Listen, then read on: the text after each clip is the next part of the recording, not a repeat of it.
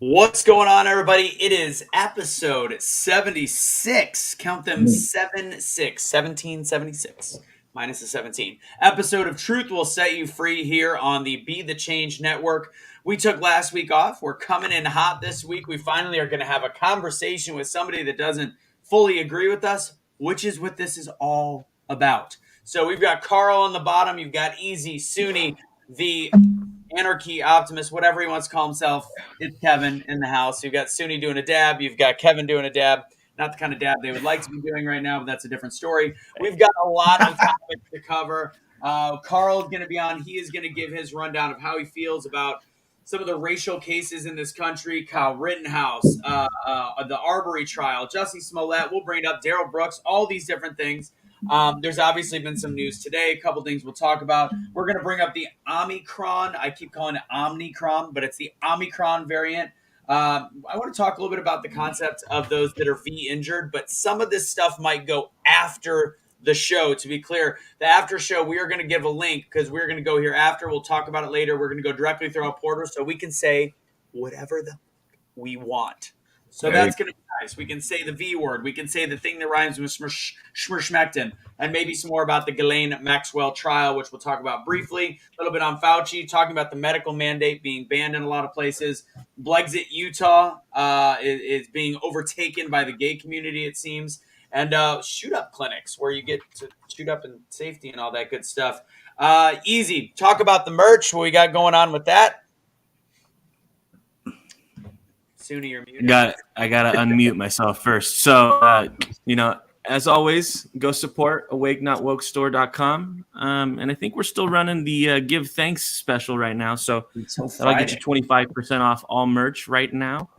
I'll drop it here in the comments. Go check it out. And then you've got the Unveed Lives Matter. You've got the Let's Go Brandon dad hats that have just hit the store, and a whole bunch of my personal favorite. Hold on. We've got ugly Christmas sweaters, and they are the best. Okay, everybody needs to get one of these because if you're going to show up to a family party, this is the one to wear. Is this the missus, Carl? Yes. All right, good to have you in here, Rebecca.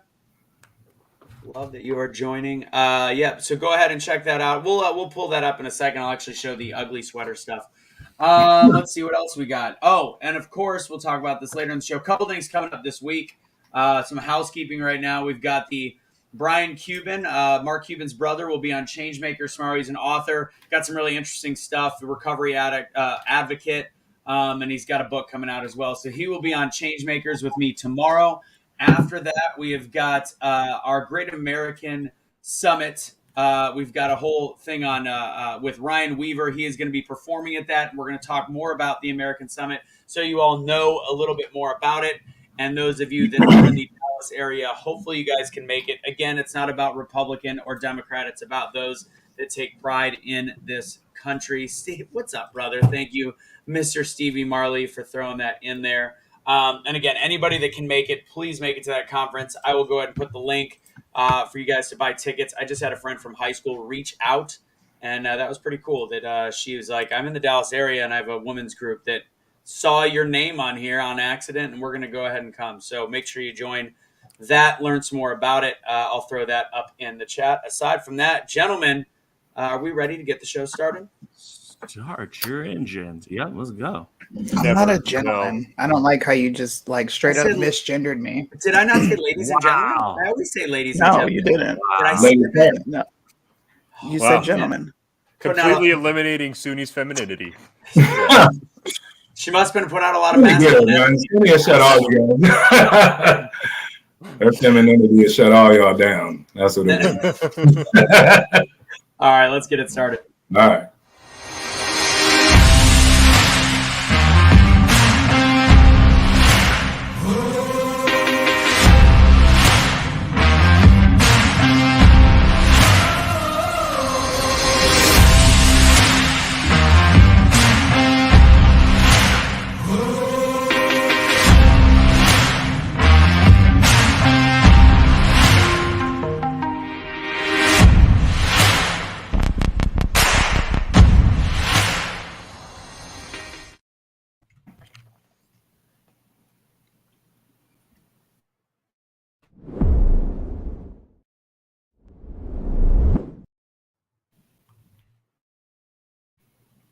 That's right, everybody. Hit that share button. Truth will set you free, episode number 76. If you can't notice, I went live today and there was 42 people watching when usually there's 170. So we know what's going on.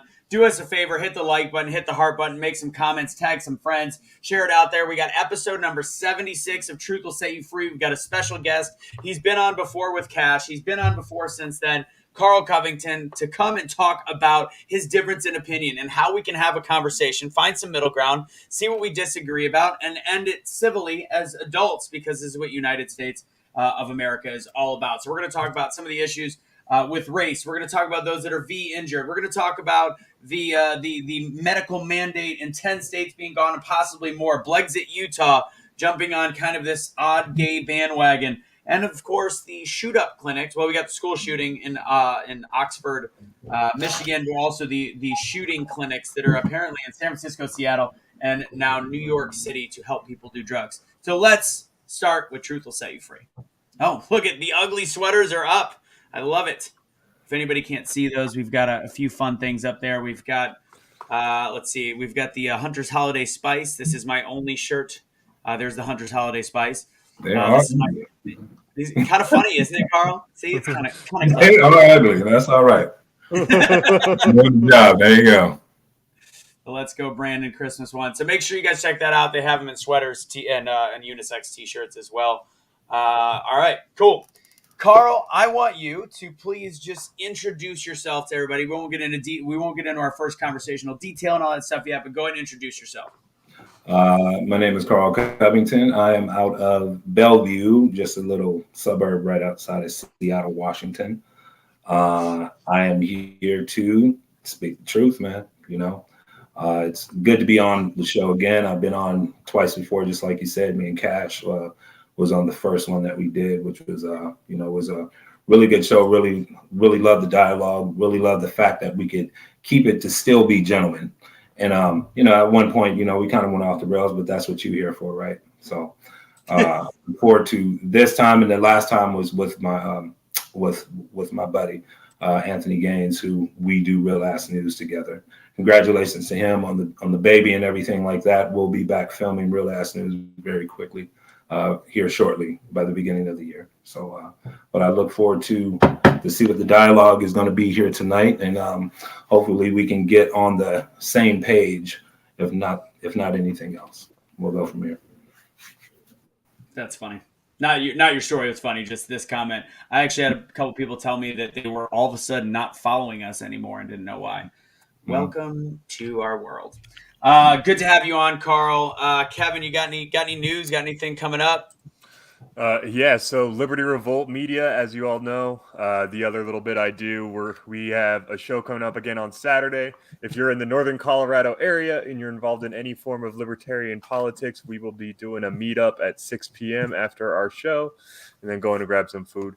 Other than that, as always, here to speak the truth like yourself, Carl, and maybe help us realize that the way through this mess is through love and compassion with each other and logical answers to the emotional problems we find ourselves fighting.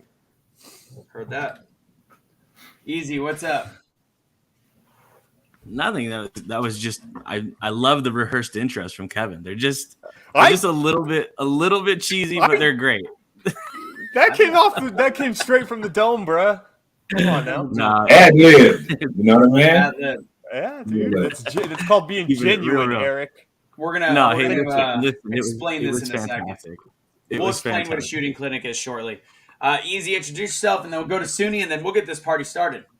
As always, Easy here. Just trying to take it easy, Hope we can have a nice conversation here tonight. And, when in doubt, go ahead and check our merch out. Awake Not Woke Store. When in doubt, check the merch out. Carl's like, no, that's whack. Suni, introduce yourself. What's up, guys? I don't have to introduce myself. If they see me every Tuesday. Well, Carl, I'm probably gonna piss some people off. No, me and Suni, we talked the last time we was on the show. I think that's when I was with Anthony. I believe. Listen, I'm gonna be spicy tonight. Okay, that's what everybody can expect from me tonight. It's gonna be spicy. I'm going to challenge a lot of thoughts, and people might get mad. So I'm ready to see those comments light up. Suni, shut up. Why are you being so negative? Judy, what I was saying is Carl's got a few of his people watching that may not know who you are. That's why I said introduce yourself. Oh, yeah. Well, I'm Sunni Yeah, my middle people. child. Hopefully, I got some people as well. I believe in making America think. I like telling the truth. I don't subscribe to either side. I call out everybody. It doesn't matter. That's what I do. 100%. Oh, wait. I found it. What'd you find? 1000%. Oh, there it is. So about the stash. So I've worked for a specific auto brand for a decade, and they never let me wear a mustache during the month of November. So right now it's November, and I'll probably be keeping it until I'm damn well done with it. So here's the mustache. It's here to stay for a little bit. You're either going to be finished with it, or you're going to end up on a list somewhere because of it. So, Hey, brother, you got that Thomas Magnum thing going on, man. I do. That is just actually my ringtone. That's Yeah, very man. funny. you're missing that Selleck sexiness, though. I'll tell you that. It's a porn Come up stash. the end. Everybody just call it what it is. It's a all porn right. stash. Oh, man. Well, if I end up on any list, I'm assuming Rittenhouse might find me. Okay, we will. I'm not going to go there right away because I know that's what we're going to talk about. Good. The first guy was a Rosenbaum pedophile. reference. Did you not? Okay. Anyways, Shit. all right, before we Went get all into in on that one. Carl's got some. He knows about some of these places. Somebody asked what I called it a shoot up or shooting clinic. I know it sounds awkward. It's probably not the right name. Carl, you knew actually a little bit about these. What Well, was I just know of a park. I just know of a Safe park sites. in Seattle to where, you can go there and you can, they'll give you hypodermic needles and whatever for you to shoot heroin and shoot it safely. Also, obviously you're going to do your weed there and whatever else. So it's a park to where, and I forgot what the park's name, it escapes me right now, but anybody, you can, it's Googleable. So you can go ahead and Google it if you need to, but it's perfectly. Hold on. Don't be throwing weed in there. Weed's not a drug. Weed is not weed's not, but it's not, but I'm just saying you do it, you do whatever you want, So anyway, the good with that is that it's centrally located. The bad with that is that a lot of other people from a lot of other states, and that's what other people and lawmakers are, thinking these good ideas up. What they don't think is there's like, oh, we have a fence around us and only our people who live in this neighborhood are going to go to this. Like, no, man, people from all over the country are coming here because they know it's legal and they can come here. And, some of them are transient, and they were transient where they lived, except they were getting arrested for heroin, for whatever reason, having heroin on them, getting arrested and getting records and whatever. But here that don't happen. But, how do they live? They live through doing crime, small, petty, so you can see the rise of crime going up in downtown Seattle, and that's a truth. I work in downtown Seattle, so the reason this is news is New York City just created these clinics. So essentially, It's not just to give hypodermic needles. It's not just so they administer it themselves. They'll administer the needles, but they'll also, if you want help, if you want to get off drugs, all these different things, they do provide that. At the same token, they also guide you through the getting high process. This is all based off the Swiss model. So in the 90s, Switzerland had a massive heroin problem, an absolutely incredible heroin problem. And so they tried to do different methods, such as illegality, throwing in people in prison for it and all this other stuff. But what they found was the most effective way to do it, and the safest way to do it, was to create these clinics similar to what New York has, where you could come in, you could get your drugs, you get as much as you want, but you were required to speak with employment people for job opportunities. You were required to speak with psychologists. They kept people in the area. What they tried to address was the why people turn to drugs, because people don't turn to drugs when everything in their life is going hunky-dory, great, whatever. Maybe some might, rare, but you won't know. It won't be an issue. For the people where it's an issue, these clinics provided a situation and an environment where you could safely go get your stuff, but you also had to start confronting your issues. And what ended up happening is, over time, they ended up closing all these clinics, not because they were unaffordable or anything like that, but because they became unnecessary. And it really crushed their heroin epidemic. So this is one of the first actual attempts in America that's based off the science of how to truly treat this problem. And I'll be interested to see where it goes, because we had 100,000 drug overdoses last year. I'm a pessimist. I don't think it's going to work because our country is not Switzerland. Go ahead, Easy. I'll kind of point out that there's a couple of examples, and it's really just a failed attempt issue. Statistically speaking, there is some relevance to kind of what Kevin's talking about, but where we've tried it here in particularly the states that California, Oregon, Washington, it's been ultimately something that becomes a monster that's uncontrollable. And part of it, I think, Carl touched on this specifically, is like LA is a place where they have a ton of safe injection sites. A lot of those happen to be in, areas that have high homelessness. There's nurses typically that kind of come and try to attend to these people. And the hard part is realizing that you can make safe injection sites. You can allow people to do drugs. At some point, there's kind of a law of thirds. There are some people who will do drugs never, or maybe one time and never have an issue with them. There is a group of people who will probably do them recreationally throughout their life, and it will not cause tremendous issues. And then there are a third that typically becomes addicted to the point where there is a mental health component that needs to be addressed. And we don't see the follow through in those places where we've attempted this before. Well, I think we're kind of starting at the end too. You know what I mean? As far as trying to treat the disease itself, instead of trying to treat the disease. I mean, instead of trying to treat the disease itself, we're trying to treat the symptoms of it, like heroin use and everything like that. Those are byproducts of having that mental health disorder. And instead of concentrating on something like that, we're looking at, well, we'll just make it safe for them to inject all of this garbage or all of these drugs or whatever. We'll just make it safe for them to do it. I'm like, well, why don't you spend that money on trying to focus on what the problem is, their mental health? And that's why they're running to these drugs in the first place. It's a vicious cycle, but we have to start in the right place. You know what I mean? Instead of building these brick and mortar buildings to where people can go in. And I understand that it's safe and they're being safe injected, and you're coming at them with options and things like that. But at the same time, it's still letting them know that I can do it. And I don't have to turn back. I can do it whatever.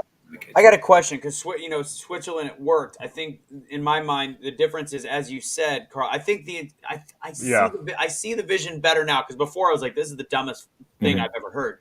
But now I get it. If people come in, they're required to go through some kind of mental evaluation treatment, and maybe there's some positives. The problem is in Switzerland, it's smaller, it's more compact. Yeah.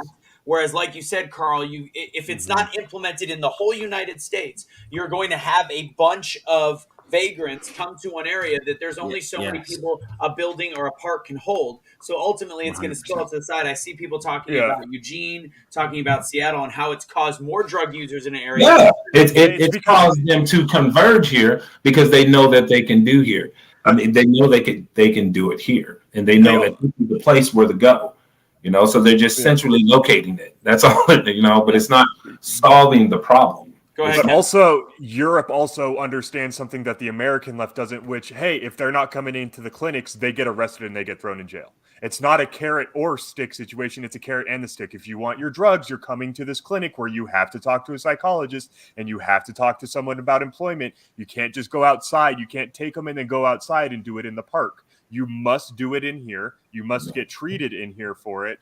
And if you go outside, you're going to get arrested. The American left where they failed too, because you were also very right, Carl, in that it's only treating symptoms, because Switzerland does not have the amount of absolutely broken and destitute communities that America has. That's the biggest thing that we try to compare ourselves to these other countries, but it's a small.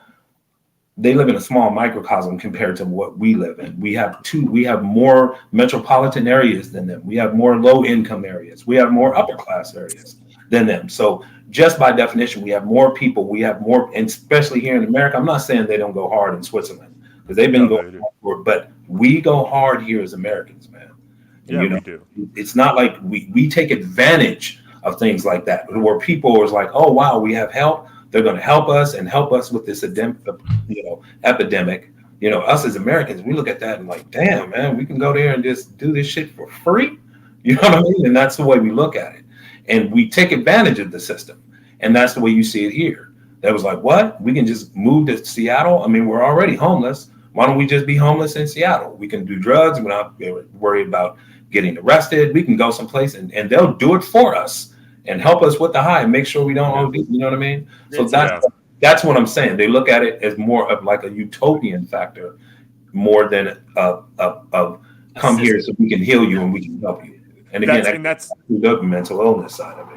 And that's what I'm saying, because when you look at San Francisco, they don't arrest you if you're doing drugs on the street. If you look at LA, they don't arrest you. You look at that, and that's where the American left gets it wrong, because it's a combination between what the conservatives want, which is we don't want people on the streets doing drugs, and what the leftists want, which is we need to treat it like what it is, a disease. It has to be a combination of both. It is a disease, but if you're not actually seeking the treatment that comes with your drug addiction, then you're going to go to jail, because you can't just be doing it out on the streets. And so until the left can do that in America, these leftist DAs and everything like that, until they can actually start being okay with arresting people for doing it on the streets, say, well, I guess you're going to rehab in a cell, it's never going to fix itself. And until we acknowledge that it's the reason there's so much drug addiction is because these communities are fractured. These people don't have a lot of family support. They don't have a lot of community support.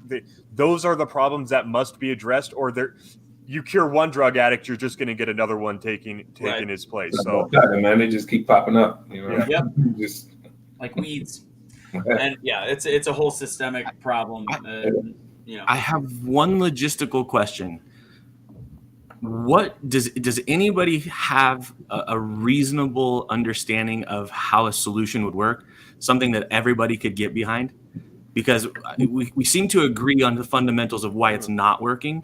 Yeah. Just to spice up the conversation a bit, what are some of the things kind of roundtable that might work? Because I'm with Anthony. I'm very pessimistic about it. It seems like something without tremendous follow through and huge buy-in.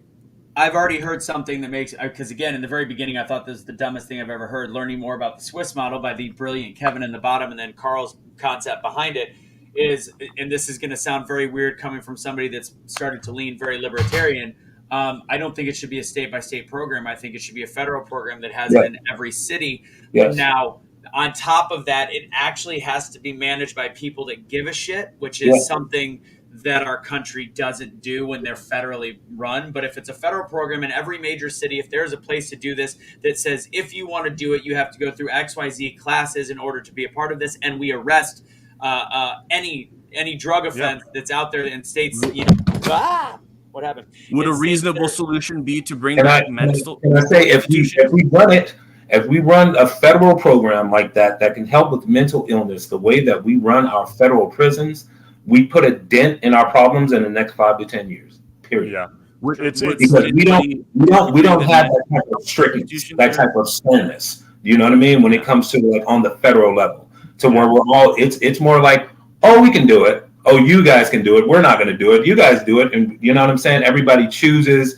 picks, and it's kind of like an a la carte thing. But if it becomes something federal, it becomes something that's instituted that we have to go by. This is the model now. When you're on drugs and things like this is what we're going to do to get you healthy, to make sure that you have the resources that you need, to make sure you have a better chance of not going out and not just reoffending, but reusing.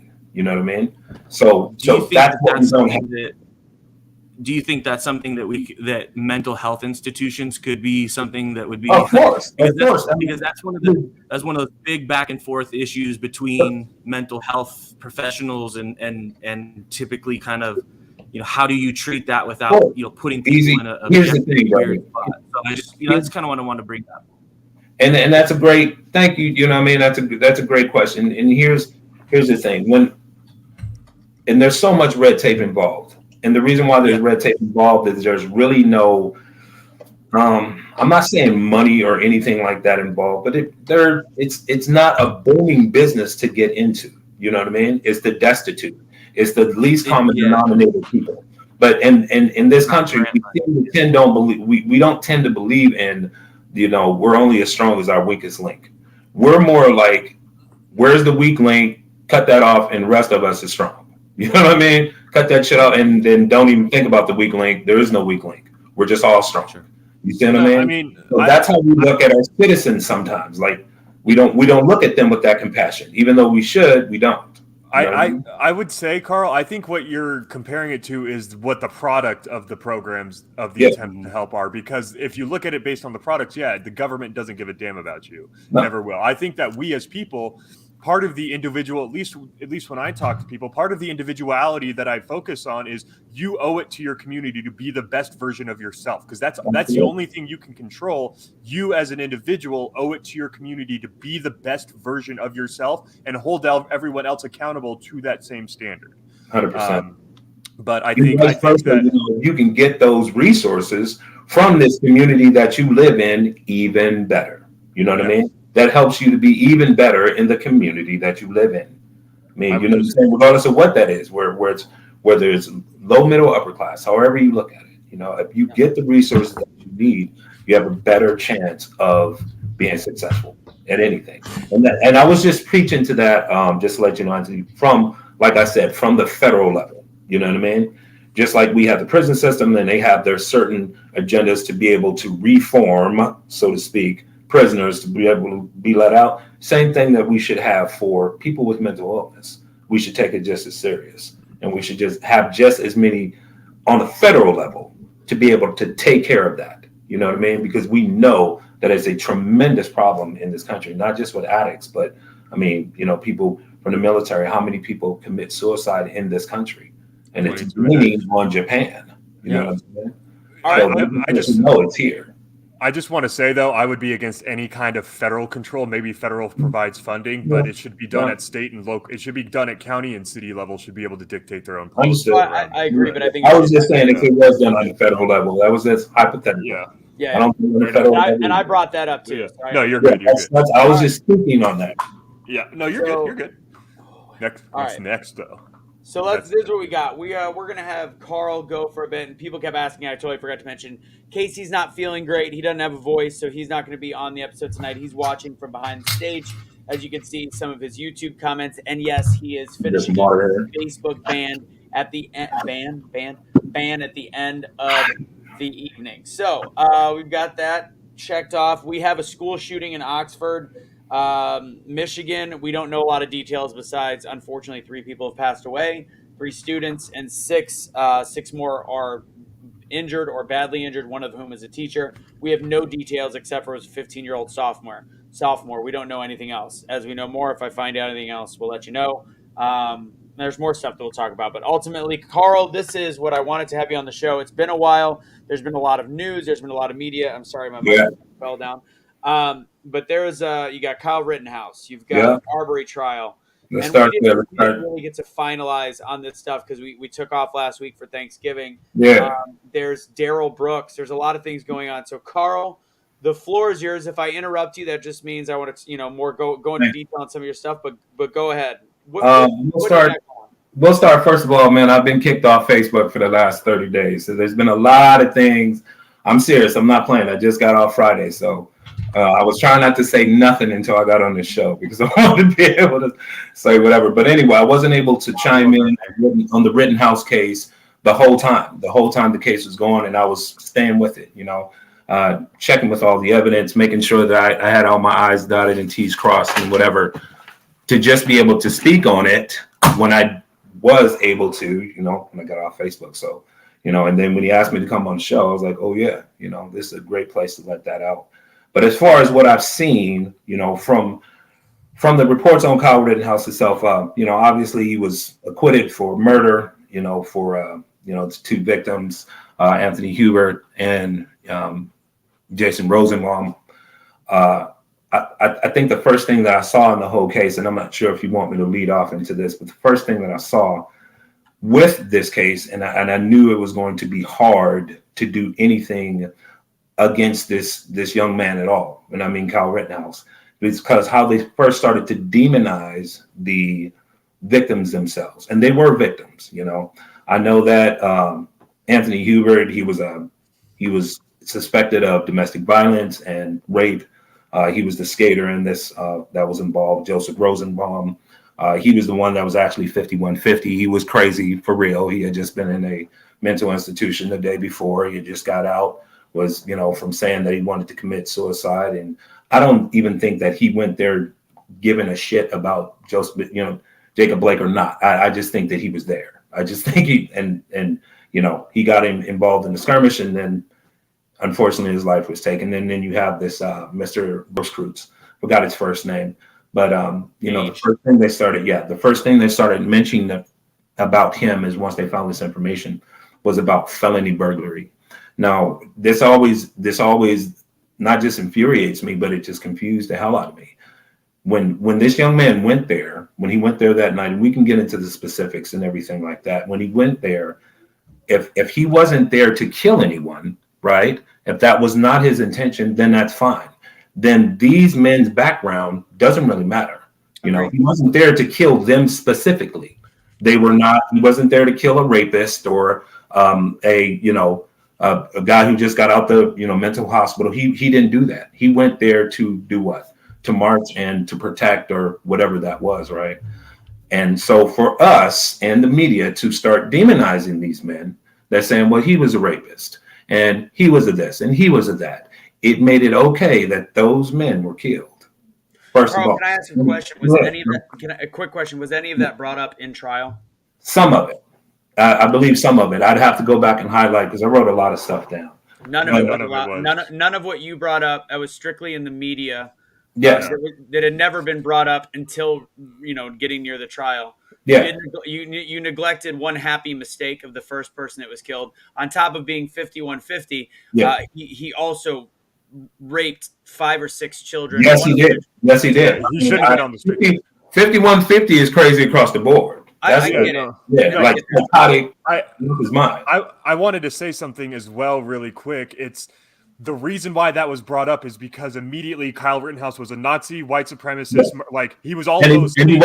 And he wasn't. And that's the thing. I don't know if he's well. I apologize. Let me back up off top. I'm not saying that he is or that he is not. I will not say that he is or he is not. That's there was no. They took his phone and literally couldn't. What I'm saying is, they tried to say that about him. They tried to say that he was a Nazi, he was this, he was that. I was like, yeah, even me, before any of this whole trial started, I was like, yeah, but none of them were black, man. None of them. I think Chinese, Hispanic, they were just people. You know what I'm saying? They were just guys. Well, I think one of the incredibly astute points that you've made is that there's a we talk about them in being victim or not victim. Yeah. And you talked about these people as people, and we have to recognize lives were lost, right? So there's always tragedy in that. Now, these backgrounds, I think, it's one of those things that it just happens to be part of public knowledge at that point. And this is one of the things that drives me insane is the media just jumps on that and starts, that's what it was, whether it's this side or that side, and they say, look at this picture, like this is who this person was, this is what they did. It's like a background thing that. And that's so I wanted to point that out. And there's just one reason why is because in the court of law, the difference between being called a victim and not being called a victim is it's basically predicated off one thing. If you're the aggressor, that is correct. And so as you're speaking about them as people, absolutely, they are victims and they've lost their lives over it. But from a reasonable law standpoint, they were the aggressors, and therefore they lose the opportunity under the legality to be called a victim. So I just kind of want to point that distinction out because here's what I have learned. Yeah. I've learned that people are becoming very, very astute at explaining away, like, just shit that should be. It should be common sense. Okay. Now, I'm not saying that he should not have shot those people, okay? Under the circumstances, legally, he could have shot them. But was it okay that situation even happened? How did it lead up to that? Where did the guilt actually happen? The guilt didn't happen when him just pulling the trigger. It got to him getting to where he was at. So now, we say that his mother did not drive him to Kenosha. She didn't drive him there. That was mistake, whatever.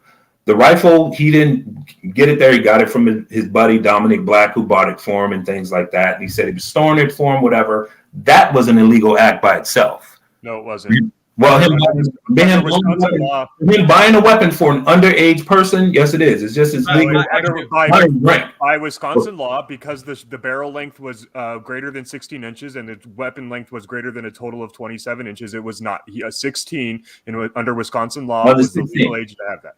Well, okay. Hold on one second. Those are all technicalities. Those are hold on, Carl.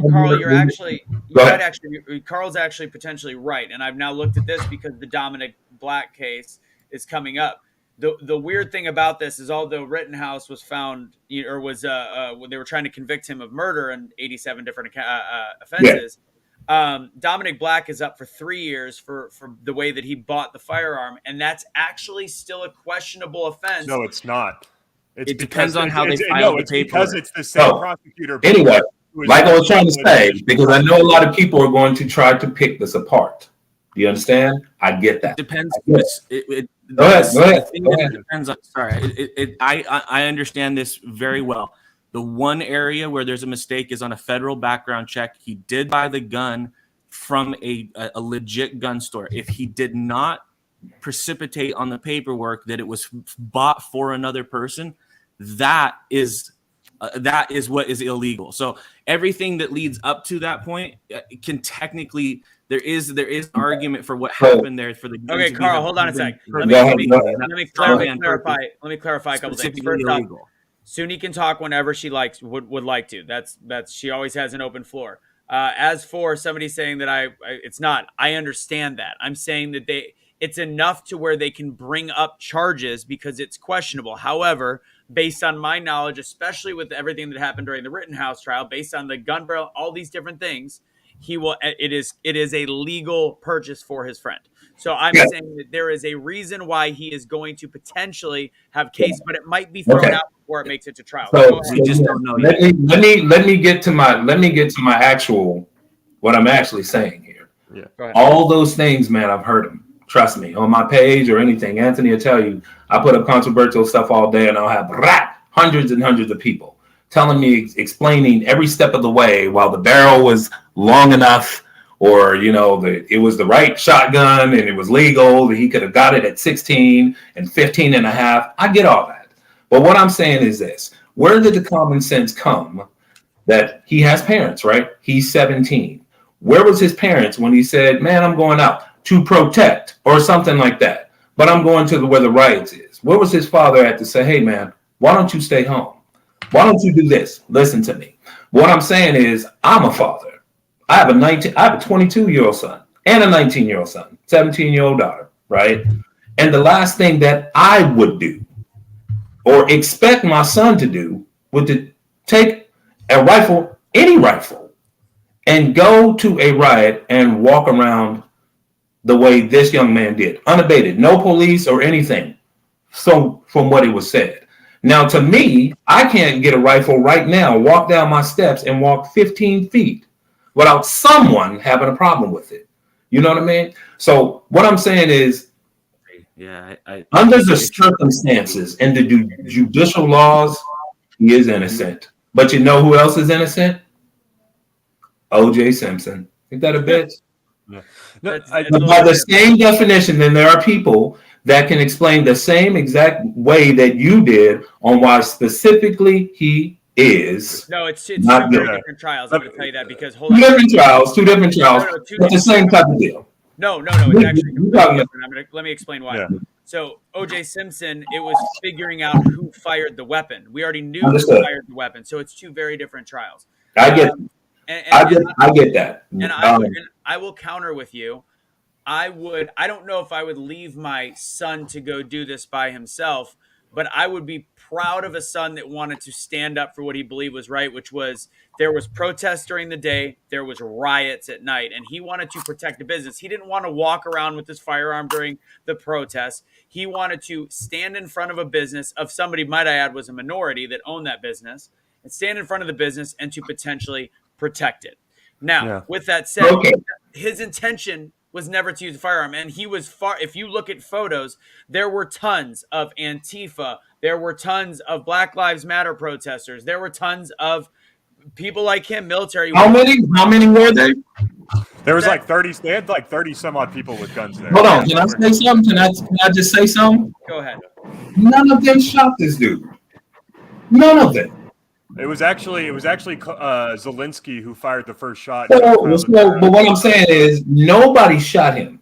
Like all of these people that they claim that are violent, brutal, burning, Carl, robbing people. Why didn't anyone shoot this dude? Since they all.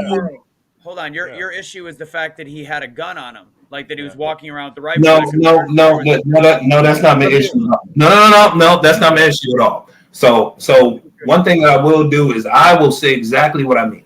Yeah. So don't say, if you want to know what I mean, I'll explain exactly to you. What I mean is this. He had a gun there, okay, but why was you there? You talking about being proud of a young man that's going to a riot with a rifle.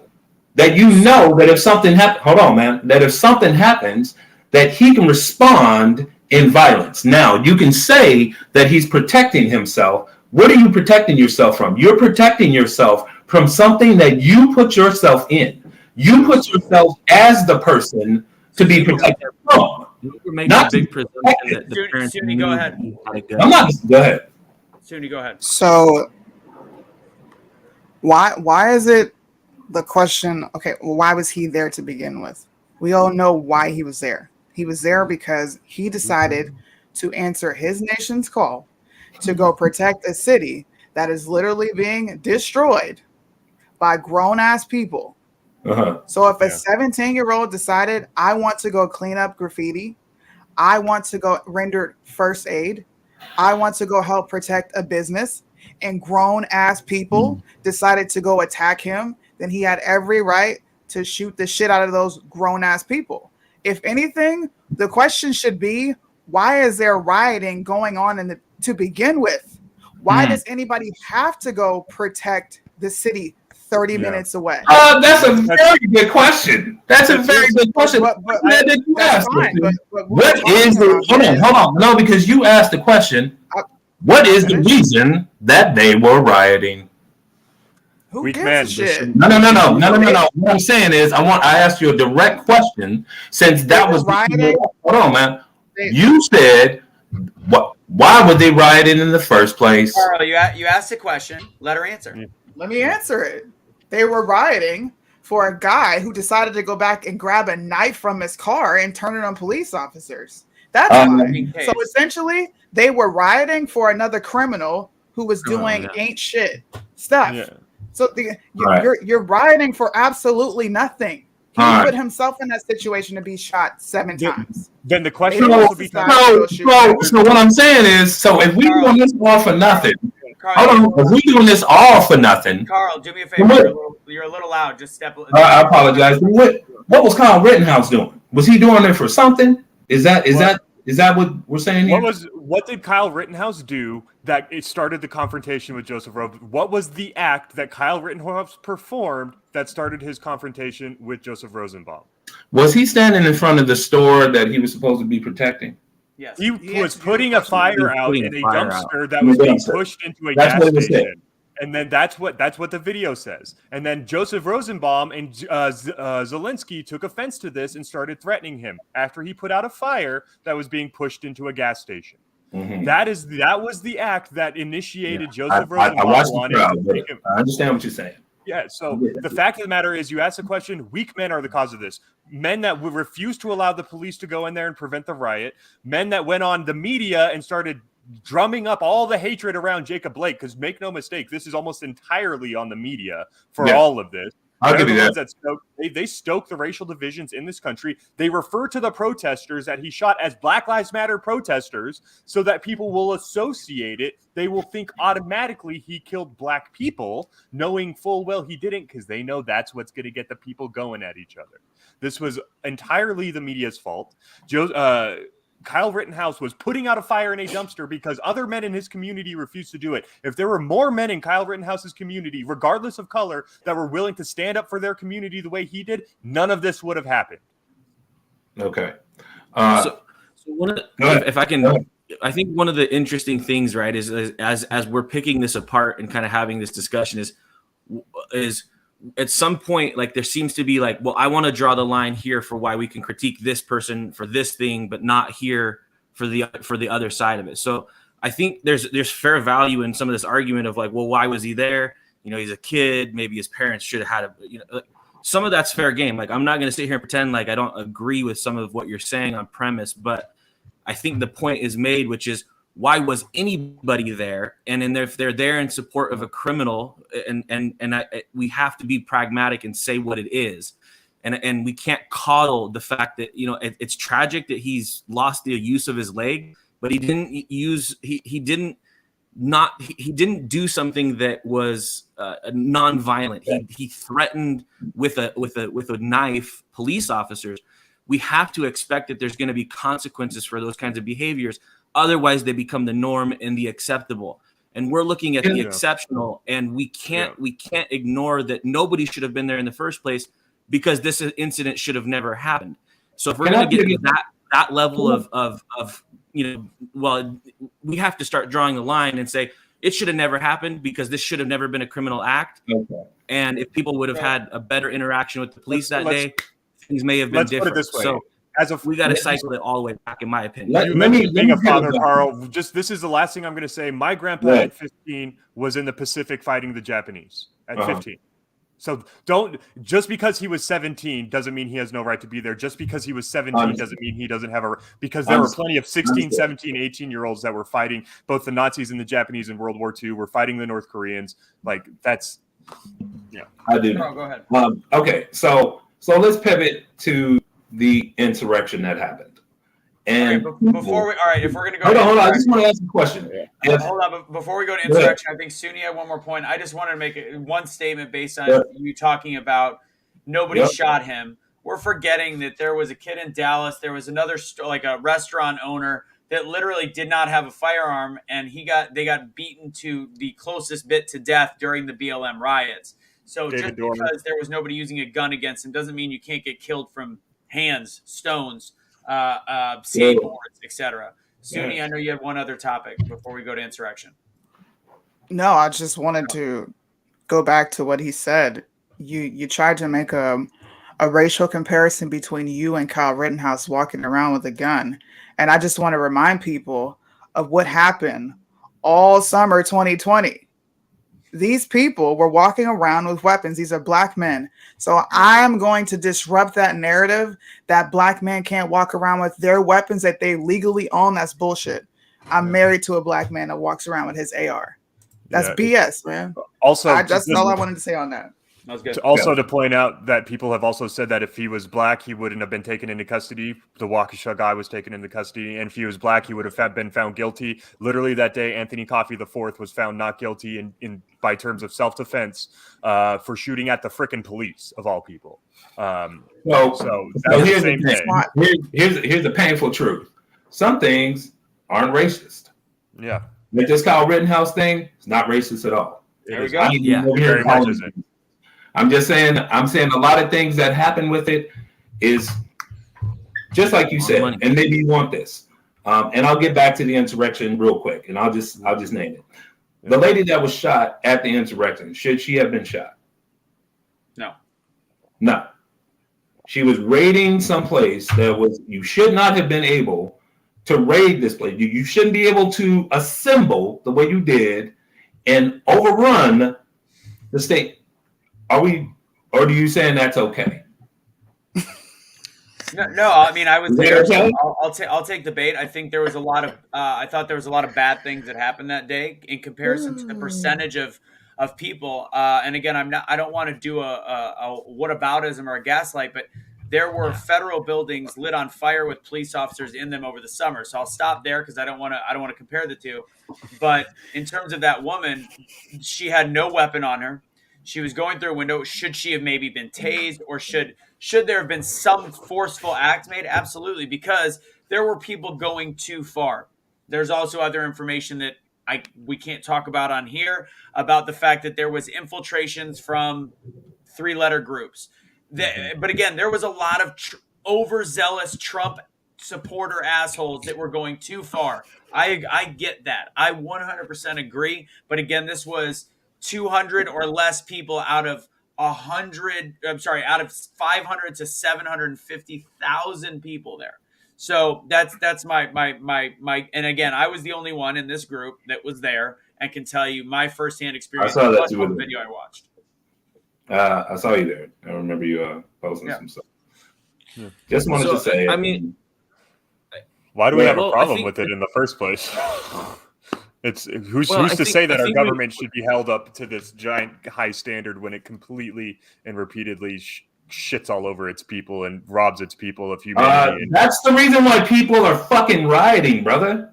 Yeah, that's the reason why people I'm an are anarchist, so I just need to. No, they're not rioting basically over Jacob Blake. That's just a powder keg. That's just an excuse to be even more mad at the shit that they've been for decades. And now, what? Hold on, man. What I'm saying is, you say that it's okay for these people, the federal juggernaut, that they overran and everything. That shit is cool. But the same people, hold on, the same people that have been, we shall overcome. We've been singing, bro. For years and years. I cannot believe. I'm sorry. I said I was gonna get spicy.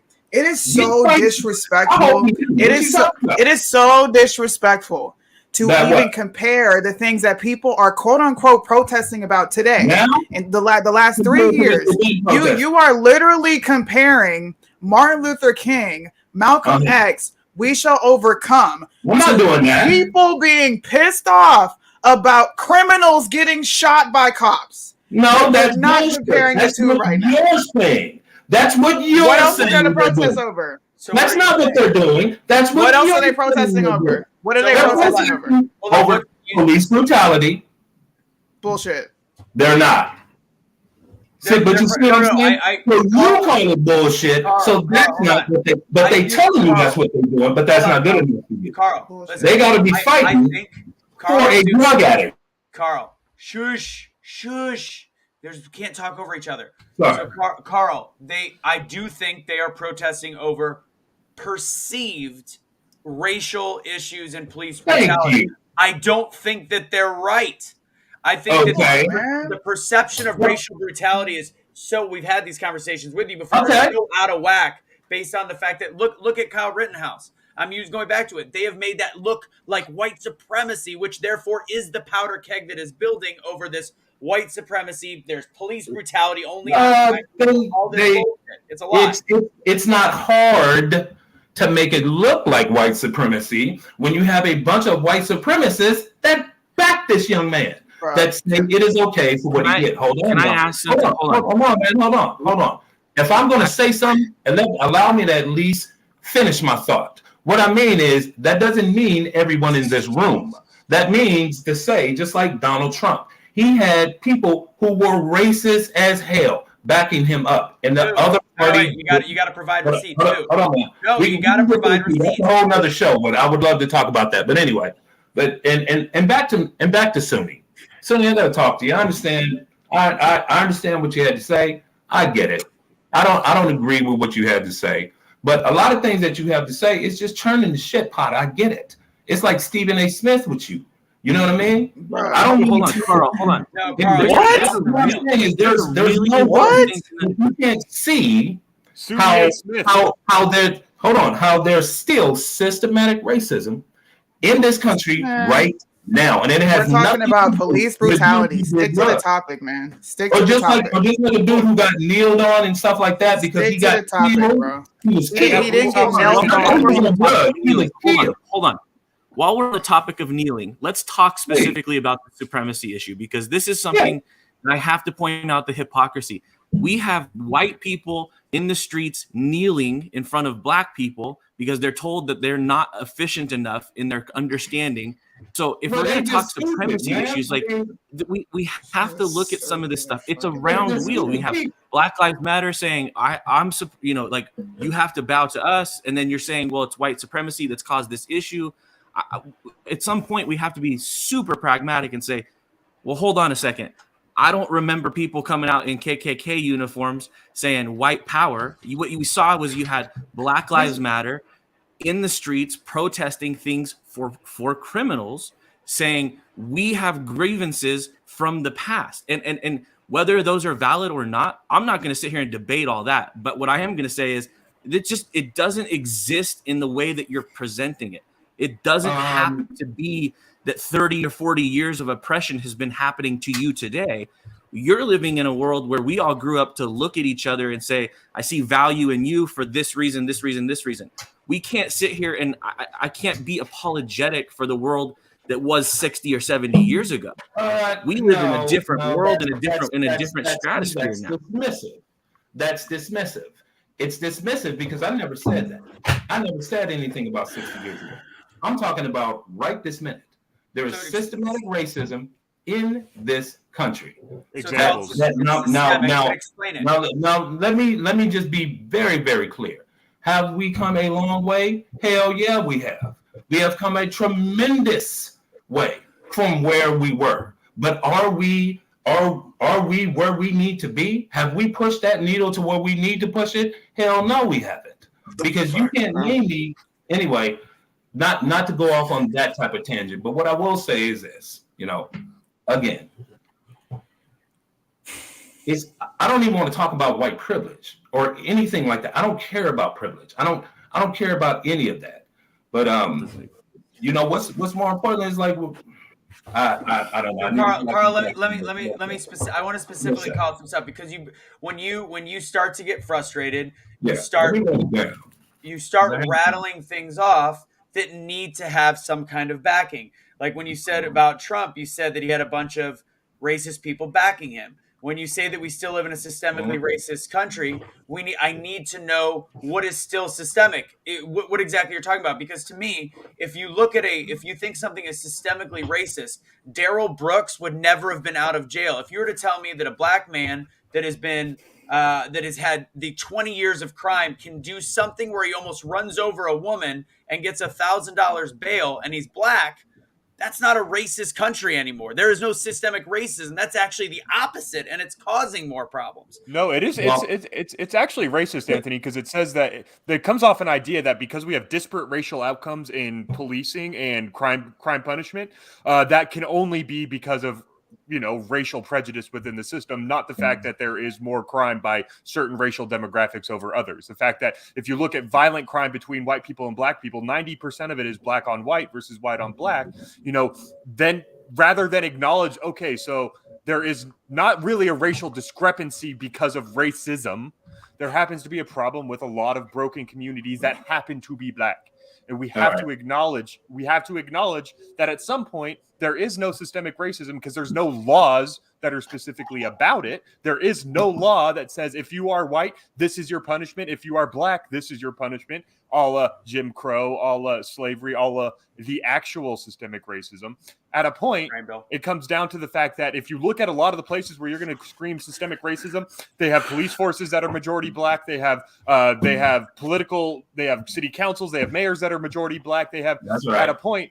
It comes down to the fact that, there is racism. It's called the soft bigotry of low expectation. You get it from the left when they start saying that people like Darrell Brooks needs to be let out because he's a black man and therefore he shouldn't have to actually serve the consequences of his actions the way he should. He should have been denied all bail because you know what? He had already been a bail jumper. But because of DAs pushing this, we have racially there's the racial outcomes of our policing is not what we would like. So rather than address why that is, they say, we're just going to scale back on punishment because in their mind, black people are not actually capable of handling the consequences of their actions. It's infantilizing and it leads to more problems along the way as you allow people to get away with their actions and not have to deal with consequences. But Carl, before you go, because here's the deal. People are saying, you're talking a lot, you're talking over people. I do want to remind everybody, Carl is 1 on 4 people. So I'm giving him a little room to talk. Just, Carl, do me one big favor. Try not to yell too much because your microphone is getting reverb. And if you stop when somebody else is talking, just let them talk, save the comment, get it ready, and come back with it. Go ahead, Carl. I think that's what I'll do anyway, so I can write down because I keep getting mixed up in what I was trying to say because I'll try to say something to her and I'll hear something from them too and I'll try to answer that too. So I'm not going to do that. What I'll do is what I would say is to Easy when he was talking about earlier and he was like, well, what about your side? And they do this and they do that. And I think that we get caught up in the tit for tat. You know what I mean? And it seems like the intelligent people are doing shows like this and the idiots are running the show. You know what I'm saying? And that's what it seems like sometimes. Valid. Like we have all the right answers, and how can't they just do that? You know what I mean?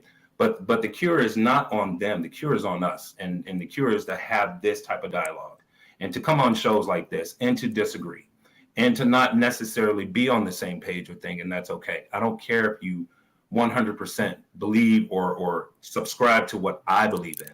I'm going to live my life the way I've been doing it for 47 years. And I'm not going to skip to anyone's loop. That's just me. You know, I'm more of a, an individual, more of a libertarian more than anything.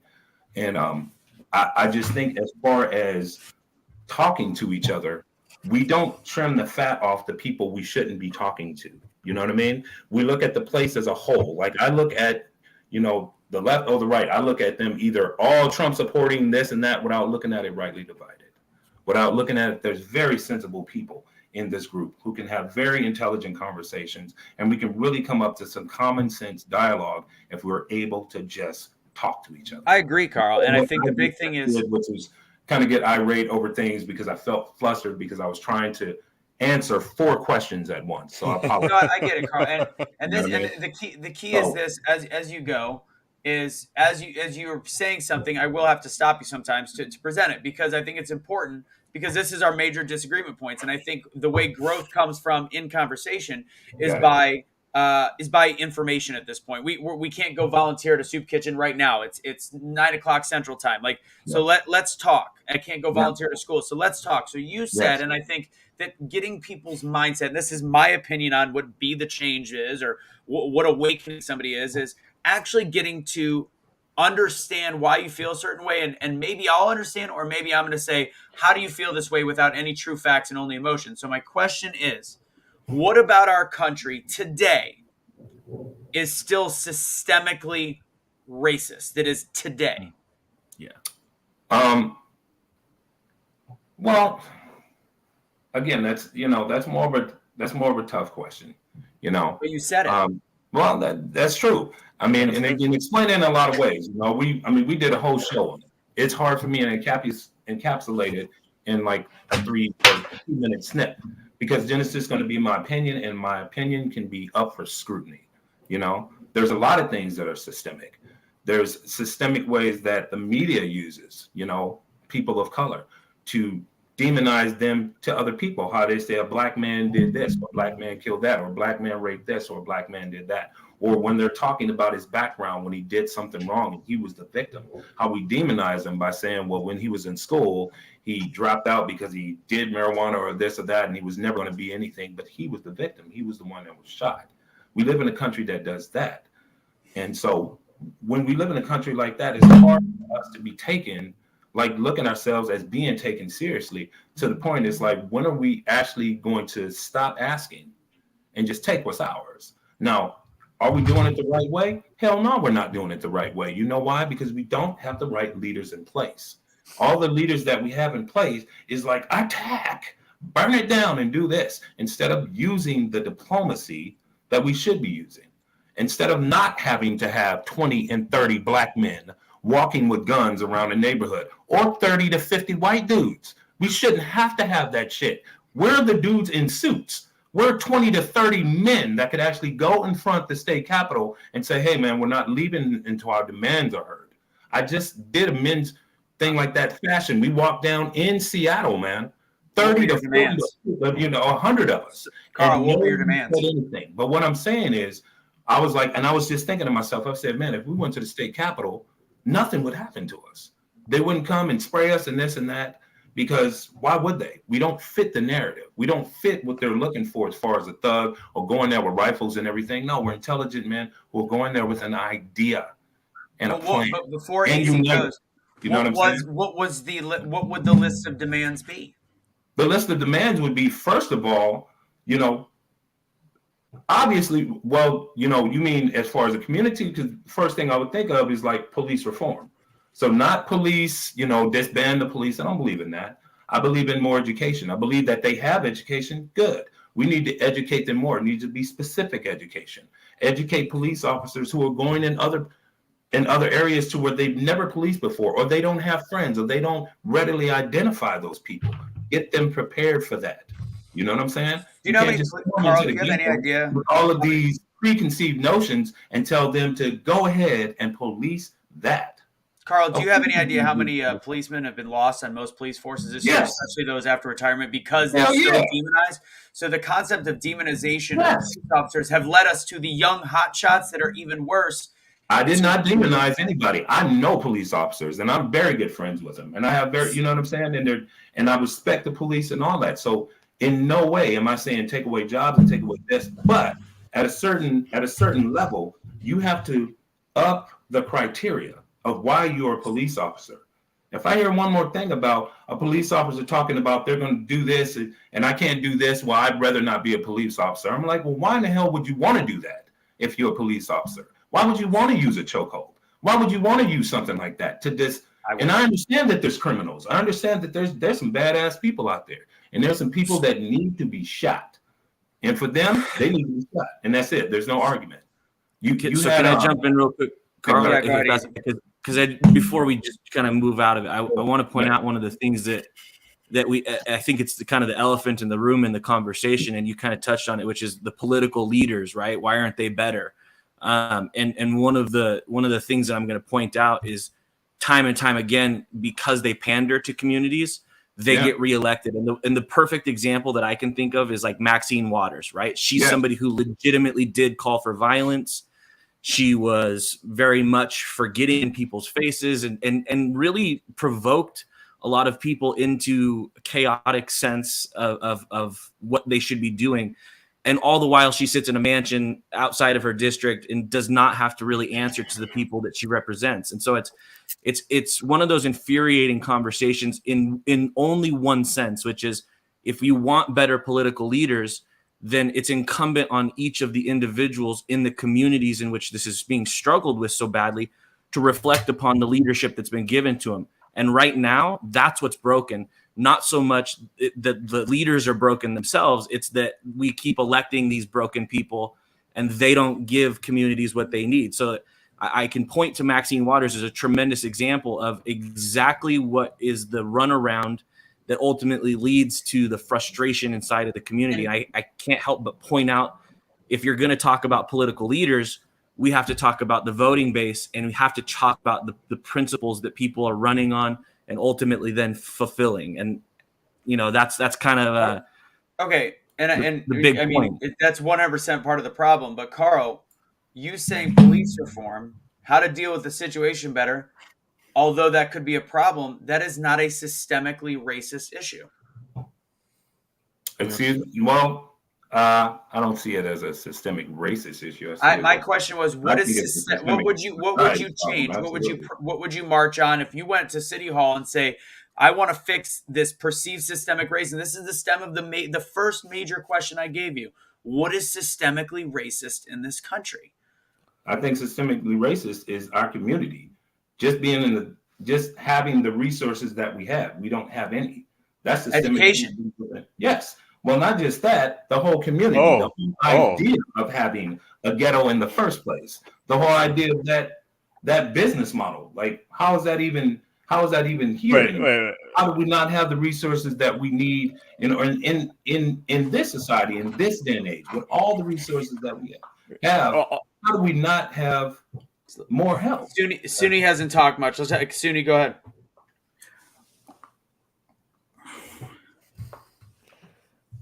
I don't know, man. I can't jive with the victim mentality. Like, I just can't. Feeling like the government needs to do something.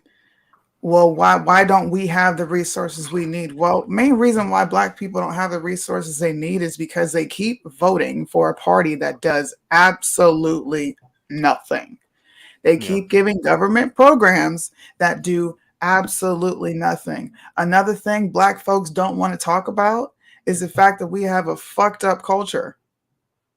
We don't want to talk about culture. We don't want to talk about the fact that fathers aren't in the home. Moms feel like they need to step up. You're having multiple children with multiple baby daddies. There's more than just what everybody else is doing to us. We never pay attention to what we do to ourselves. Never. I never hear any sort of accountability coming from the pro-Black people. That's what I'll say. Never. It's always, well, this person did that to me. Well, this happened, and this is why I'm this way. No, we need to fix ourselves. It is not up to a government or a white person to do a damn thing. That is true. It's not. We're going to be waiting to probably until the next lifetime for a white person to do anything for us. We don't even want to step up and do it for ourselves. So why is anybody else going to do anything? So we don't want to step up and do it for ourselves. Show me. I'm from the hood. Show me. What hood you from? Look, I lived in Goldsboro, Dale Street. I grew up in Erie, Pennsylvania on the east side and west side, bro. Show me where a predominant amount of Black people are willing to step up and stop making excuses. You saying Black people need all this, and you Black. Why you not helping? Where's your help at? I know where your. This is what I mean. That's a total straw man. I'm asking you about an entire problem as to why we are the way we are. I can't even finish. Go ahead, man. Go ahead. What's that thing you always say? Is love is correction, right? And that's what Suni's trying to do. Is she's trying to help this perspective so that people can understand from a pragmatic sense what is the problem that's causing this beef in the streets, these frustrations between people. She's pointing out that the logic that's being used is it's redundant, and it's a circle, and it's a pattern of behavior that people fall into, and then what they do is they just continue it, right? Like, you can speak over me if I'm wrong, but like she's pointing out that the mentality is the problem. Coming from her makes you feel comfortable. You know what I'm saying? No excuses. I don't need Suni to speak. An excuse is racist. I'm pointing the words that you're trying to use to like love is correction. She ain't correcting you. We're not even talking about you. Stop taking things personal, and you're speaking over everybody. So what excuses have I made for the Black community? What excuse? What excuse have I made for the Black community? The excuse that, like you said, baby daddies and this and that in the home. Do you know that, like, even in the ghetto and all that stuff, that only accounts for 12% of all. You are smoking serious. No, I'm not even going to say that. Can I provide a valid? Hold on. I just need to ask this woman this. Do you think that half of all Black people are either baby daddies or you think half of? You want to know why? 72% of our births are headed by a single woman. 72%. Carl, let her finish. The number. You're saying 72%. And you're saying I'm making excuses? Fathers being in the home is a fucking problem. I mean, not being in the home. Am I on the mic yet? I'm gonna shut that Carl, shit down. Stop talking over when Susie's talking. I'm giving you a huge floor. What I'm saying is, do you understand this bullshit that she's saying? For one thing, you're saying 70% of our Black women. So you're saying 70% out of all the Black women, or 70% out of the Black women that they polled? Bro, or you mean all it's of from the CDC, man. Don't play me like I'm an idiot. idiot. What I'm saying? 72%. Let's put it this way. I got numbers right here. You mean they polled 100% of Black women, and out of this is why he's so disingenuous, bro. Disingenuous. Let's look at it this way. Medical statistics. Yeah, over twice as many children are born to single parents in Black communities as to two parents. Twice as many. 28% of all single mothers in America are Black. That they are 13% of the population. All single parents in America are Black. What's the other percentage? Oh, so let's put it. So 42% are white. Let's put it this way, though. That's a small percentage, I guess. 61% of married couples are white. Only 7% of married couples producing children are Black. Thank God. We wasn't Thank even able to God. marry. Thank God. That's Years four. ago, you know? This is There the are mentality four we're Thank dealing God we with. were even able to marry, man. times. Four This is- times as many Four children times. I are gotta born, go, man. are, I are gotta born to single parents as they are to married parents in the black community. And the Four black community. times in the Oh. black community. So Whereas I in the want to white, come back on this show so we can talk about this.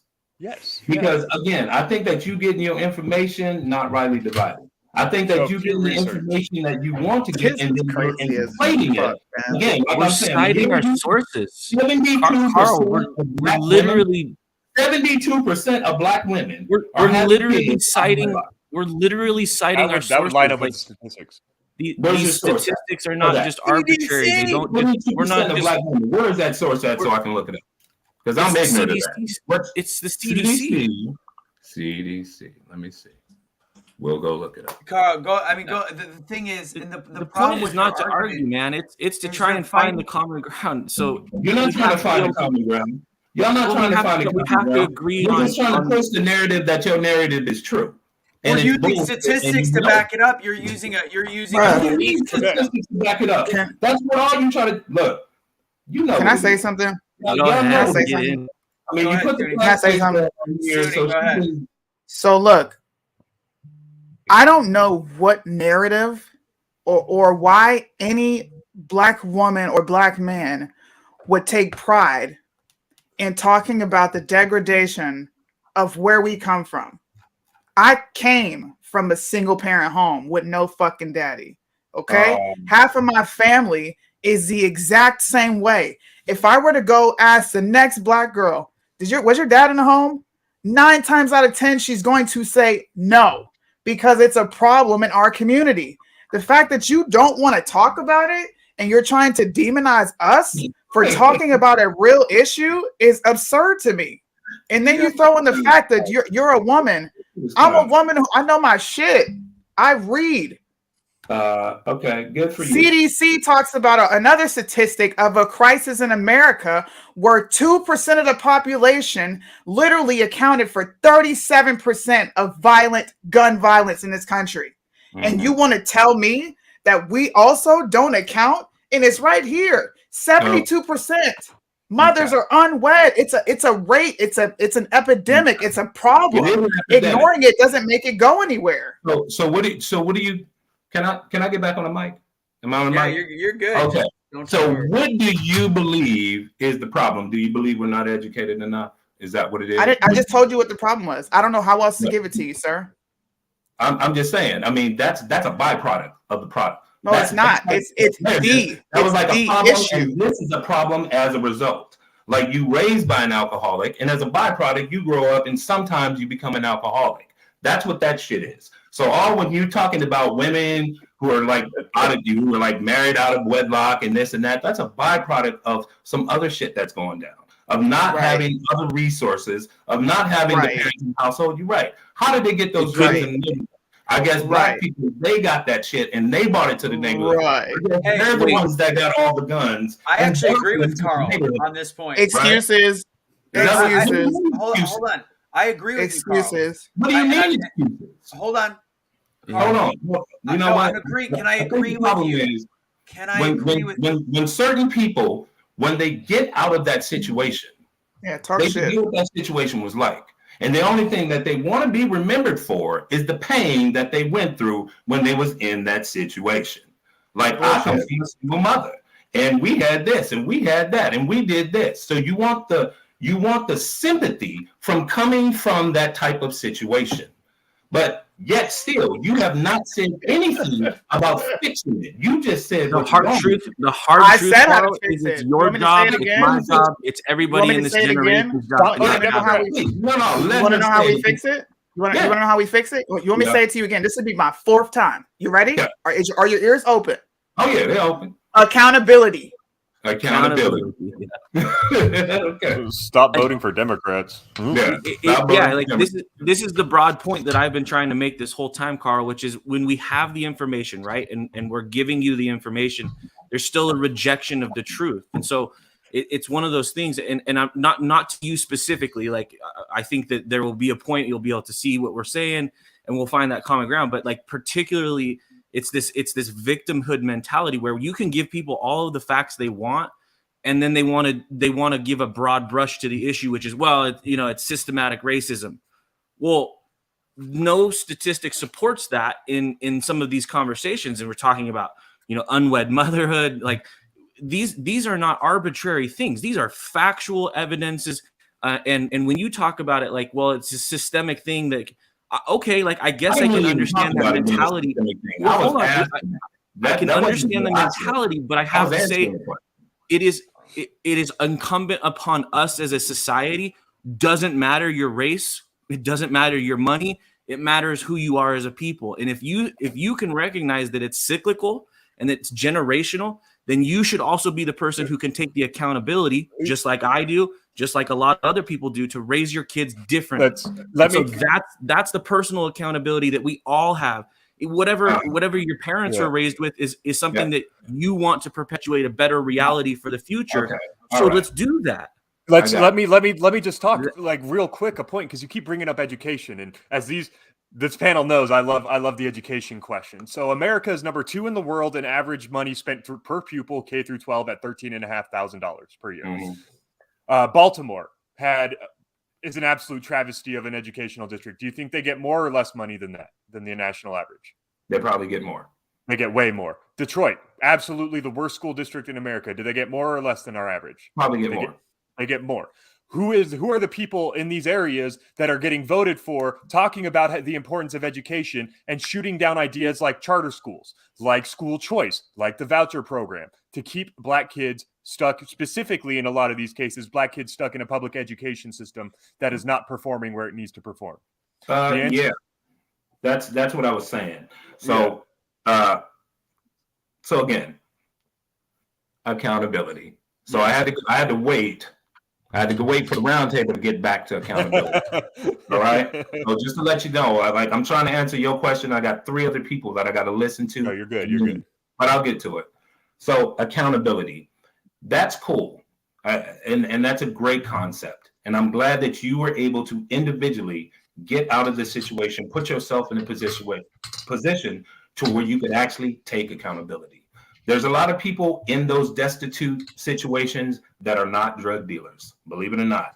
They don't even do drugs. They don't even drink. They're not alcoholics. They're nothing. They're just in the situation that they're in. Now, they can take accountability, but they don't have the resources. Now, I know that, but at the same time, they don't have the resources readily available for them to be successful in the situation that they're in. What? Go ahead. You muted yourself, Suni. You muted you. Because you're projecting, man. Nobody ever said these people sold drugs. Nobody said nothing about drinking. Nobody said none of that shit. Yo, that's you. I think you misunderstood what I said, Suni. No, I heard you. We all heard it. Okay, what did you I understand? heard you. What did you say? What did you hear me say? Oh, these people are not all drug. Believe it or not, they don't all deal drugs. Yep. They're not all doing. Nobody said that shit. Okay, you did. What I'm saying is these are the same people that you're saying need to take accountability. Believe it or not, they're not all Black either. There's a lot of There's people a ton of white people that fall into these categories too. Hold on, man. There's a lot of people in those neighborhoods that don't get the type of mental health that they should be getting. And let me tell you something, if there's anywhere where you should set up mental health clinics, it is the ghetto. Because from the time that they were born to the time that they're 18 months, not 18 years, months, things happen to them and in their lives that they can't quantify. And they don't know how to deal with, but they're still experiencing it. So by the time they are able to quantify and talk about that shit, they're like, what, 6, 7, 8, 9 years old? When they finally get it in their head, like, what the hell is happening to me? What's going on? I'm not having an experience like him. I'm having an experience like this. So I see dude. Carl, what does that have to do with anything that has a racial component? You have these people, and you're talking about you want them to have accountability. You got to go to them. You got to help. Yes, you know what? I want all of them to have accountability. I had to have it. I was molested by the time I was 5 until I was 8. I was raped at 16. I didn't get to walk around saying, woe is me. I'm Black. I didn't have all these opportunities. Help me. You know what I had to do? Somebody around me told me some fucking sense. Honey, the world don't give a shit about your struggle. That's true. You do. So you step up and change your life and the trajectory of where you're going. Mm-hmm. Nobody gave me a sob story. I tell my story, not looking for sympathy, but for young girls who went through the same thing as me to see empowerment. I don't have to walk around like a victim. I don't have to walk around and blame my skin color for everything. I can actually stand up and fix it. So I think I got caught again in the same type of conversation that I caught in last time, to where it's like you brought up a subject, I talked about it, then all of a sudden your panelist thought that I brought the subject up. Like, what are you talking about? Carl, first off, what I'm saying as far as talking about systematic racism and everything like that, even about the things that goes on in the ghetto, I brought that up, and I'll own that, and we could talk about that left and right.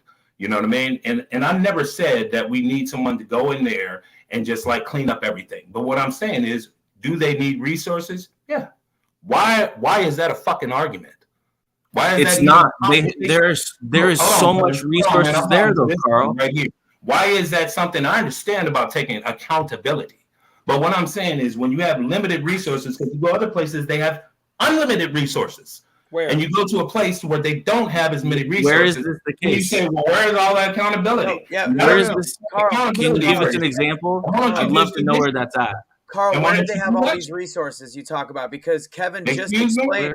Where is it? Where do they have all? Do I have to write all of them down? Carl, am I still talking? Just one of them, maybe just one. I'll go with that.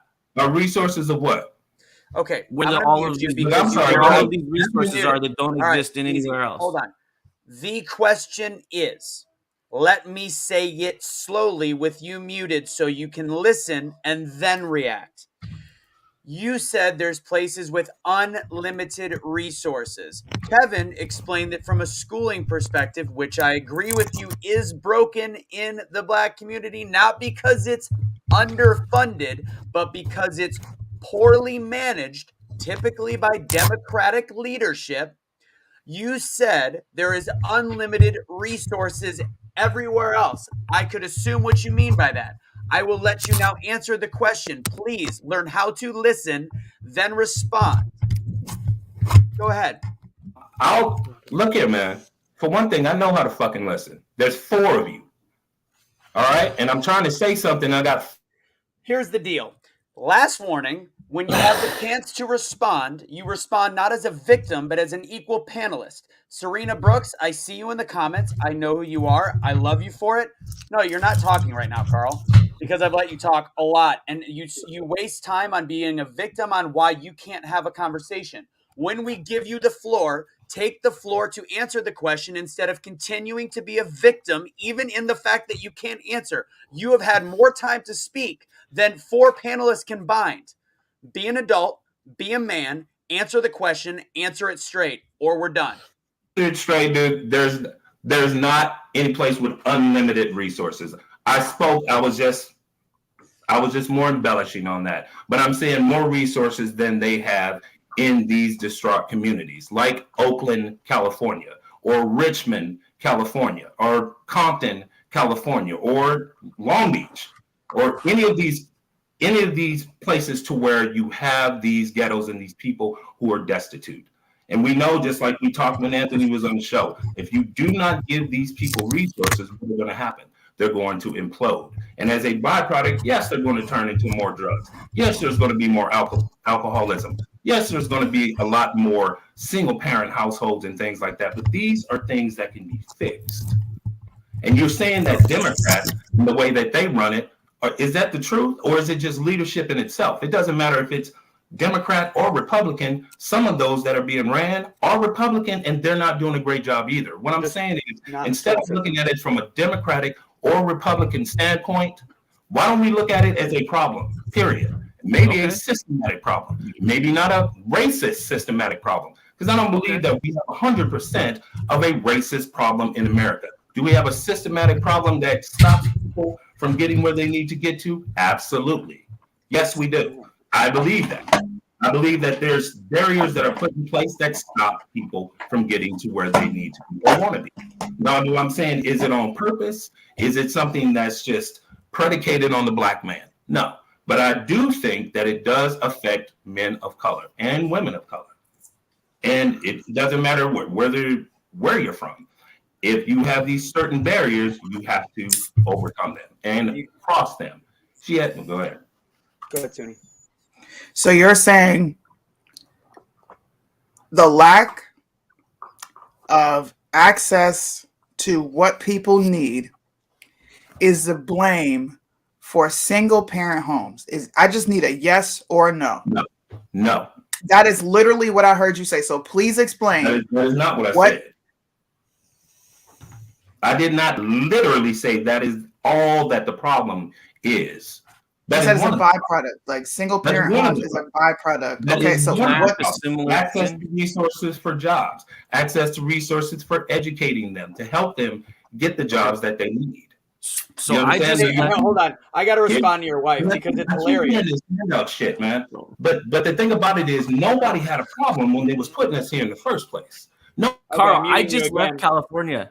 I was paying 12% state tax in order to provide specifically for single parent households that make under 90 grand a year. You have to understand, like the poverty level is directly related to the leaders. And when we get to the root of the issue, even you just admitted that it's not a racial issue. It's a money disparity issue. And so if we look at where those money disparity issues exist in the highest sense, California is a tremendous example because they are the second highest tax state, and yet they seemingly are unable to provide for the lowest rung of people, because what they're doing is they're specifically taking advantage of that system, which creates the single parent household, which is a fundamental issue that whole community struggles with, white or black, Mexican. It is enticed for a single mother to be in a home without a father because they make more dollars. There is some economic principle to this. And I can tell you, as somebody who just paid the highest state tax that they have, which is 12% in California, that I know that 0% of that is going towards helping exactly the problem you're speaking about, which is ongoing systemic issues. But it is not a racial disparity. Sure, there are places where there is a higher density of population, but that does not cross the boundaries of race in California. It crosses the boundaries of dollars. Let's get real. It is the politicians in California who have fucked it up. It is not to do with race. And this is the crap that people are buying right now, is that it's got to be this community or that community. No. It's all communities that don't make the money to live in the places that they are that suffer from these problems. That is an issue that follows suit predominantly with Democrat-run states and cities and organizations. Like, it's across the board. You lose people. You lose people when you do that because you had an eloquent argument until you bought in Democrats. Who gives a shit? You just said I do because it's factual. You're just saying leaders are doing this, right? I'm saying I'm sorry. Who's doing what? You're saying you brought in Democrats. No, man. I guess he wanted to shoot me, prove me wrong or something. It is the state legislature who's incentivizing these problems. Victim mentality, because there's no victimization going on here. I know exactly who I am as a man and as a person. So any other man who says be a man, you gonna tell me how to be a man, you know what it is like. Cool. So here's the deal. I'm gonna let you know something. I was gonna respond to your wife's comment earlier, which is, get control. You're the moderator. I was. Everybody was listening. I was giving you more of the floor. I was giving you literally more than everybody else. You kept saying multiple people were asking questions. We were asking one question at a time. You weren't answering it. We were following it up with the same question. Your wife asked me to make sure that I was controlling my panel. It's easily controlled if you would actually respect the other people speaking. That is what my concept of being a man is. They're raising their hands. We're literally treating this like a fucking schoolyard because you are yelling over everyone. I'm glad your wife is proud of you, but I was running the show the way that I can. You were the only one that was uncontrollable. Carl, the floor is yours. So the reason why I was even uncontrollable at all is, I felt like being uncontrollable shit. I was in control. I was just trying to talk to them, and respond to what they were saying. Some of this shit, like I like what Easy was saying. I even like what this gentleman down here was saying. But a lot of things that Sunni said rubbed me the wrong way. And it's not because she's black or whatever. Of course. Yes, it is. That too. But it's a stereotypical I'm a black and I'm a woman narrative that has been pushed through society for years and years and years, that if we just took accountability, that we lazy, that we this, we that. If we didn't just... Did I say we were lazy? No, don't put words in my mouth. Well, what about all these other black people who are successful? What about all these I praise them. That's what happens. Okay, and the same black people, they're saying the same thing, man. We need help. A lot of those black people turn around and help those same people from the neighborhoods that they come from because they know that there is a problem there. That's all I'm saying. So again, I'm not here to even talk about systematic racism. That's not what I was here for. I was here to talk about racial climate. I was here to talk about Carl Rittenhouse, and I was here to talk about Ahmaud Arbery. So let's talk about Arbury. Let's go to Arbury. Okay, let's talk about Ahmaud. Do you believe that he should have been killed? Oh, shit, bro. No. Do I believe he should have been killed? No. God, no. Thank you. Absolutely And not. there's nothing to talk about. Exactly. Because it's a whole racial thing with you. Now let's understand something. That was probably racially motivated. I agree. Bullshit. Okay? I think that was probably racially motivated. You know what I'm saying? Now, the thing with Carl Rittenhouse, can't prove it at all. I don't know if it was racially motivated. I'm not going to say yay or nay. All I'm going to say is kind of racist. How can you not prove that it's not racially motivated? Prove it. Killed white guys in self-defense. How can you prove it without them actually saying, hey, man, I hate black people and I'm going to... Exactly. So how are you even going to open your mouth to say it was probably racial when you have no tangible proof? Itself, which Travis and Greg McMichael, they chased Ahmaud Arbery, right? He was already running, and they started chasing him. And then when he turned around and tried to get away from the truck, another neighbor came out. I forgot his name. What is his name? William Bryan or something like that? That sounds more like an ambush than trying to chase him, man. And why are you chasing him? Why are you doing that? Why don't did you not get close enough to be able to describe him? Well, we all agree. I mean, we agree that they should have done it, and we agree that the justice system worked, and they were found guilty. The justice system worked 100%. If you want somebody to present an alternative argument, I could do that, I suppose. But at the end of the day, we all understand that these dudes are guilty of murder. I believe that he's innocent. I believe that he's innocent. Everybody's look, Carl. All I'm saying is everybody in court is due an opportunity to defend themselves. Their defense, if it needs to be articulated, I can run you through that. But I don't think it needs to be, because we understand principally. We all agree, but to then go back to Rittenhouse and say, well, I don't know if he's a racist or not, is race baiting. That's the problem. Is you have to draw distinctions at some point. You have to be able to say, hold on, you have to be able to say, no, that person's not racist. He shot there's 3 white people. What about it is racist? He showed up to a place where there was a lot going on. You're asking for it to be a party that only a certain look of people can be invited to. That's ridiculous. It's not a fair statement. It's something that you can say out loud, and you can say basically put somebody into a racist box without having to say, "Oh, I think they were racist." It is the definition of race baiting, and it's ridiculous. When you see a crime happen, you have to be able to distinguish between was it racially motivated or not. If you can't say that it was, then you have to say that it isn't. Now, I might have a different. I mean, I agree with most of that, but Carl, I have a question for you.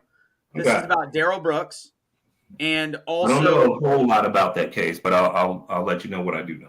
I'll let you know. Black guy had a whole bunch of pro BLM, anti-white stuff on the internet. Talked about how he hated white people, how he thinks the knockout game should be back knocking out. What's that? I'm sorry. I'm gonna mute myself. No, an SUV did this, Anthony. Okay. So you've got this guy that literally has all over social media about bringing back the knockout game, knocking out white people. White people are this.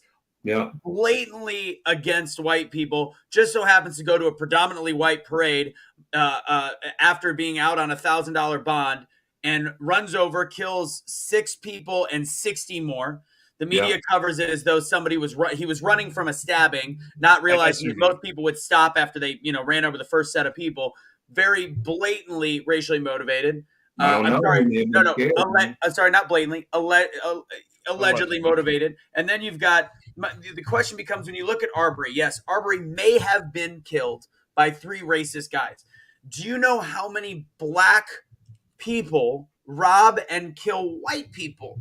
Yes. Like, so are those racial? Like, so I mean, do those cancel each other out? I don't understand. No, it does not count. Here's the thing. I said this earlier, Easy, and I was trying to get back to it, man. We was talking about we got to stop talking about this, you know what I mean, just like you were talking about. When you say, well, on your show, you was like it was probably a year or something. Remember, after I believe Jacob Blake or Ahmaud Arbery or something like that, a black man broke into a house and shot a young white girl in the face. Remember that? Killed her. And everybody was like, well, what about her justice? And what about her? And this and that. And he had actually got arrested right then. He's going to spend the rest of his life in jail. But we keep doing this tit for tat thing. Like, what about black people who hurt white people? I was like, they ass need to go to jail too. You know what I'm saying? I'm not saying because they black, they need to go free.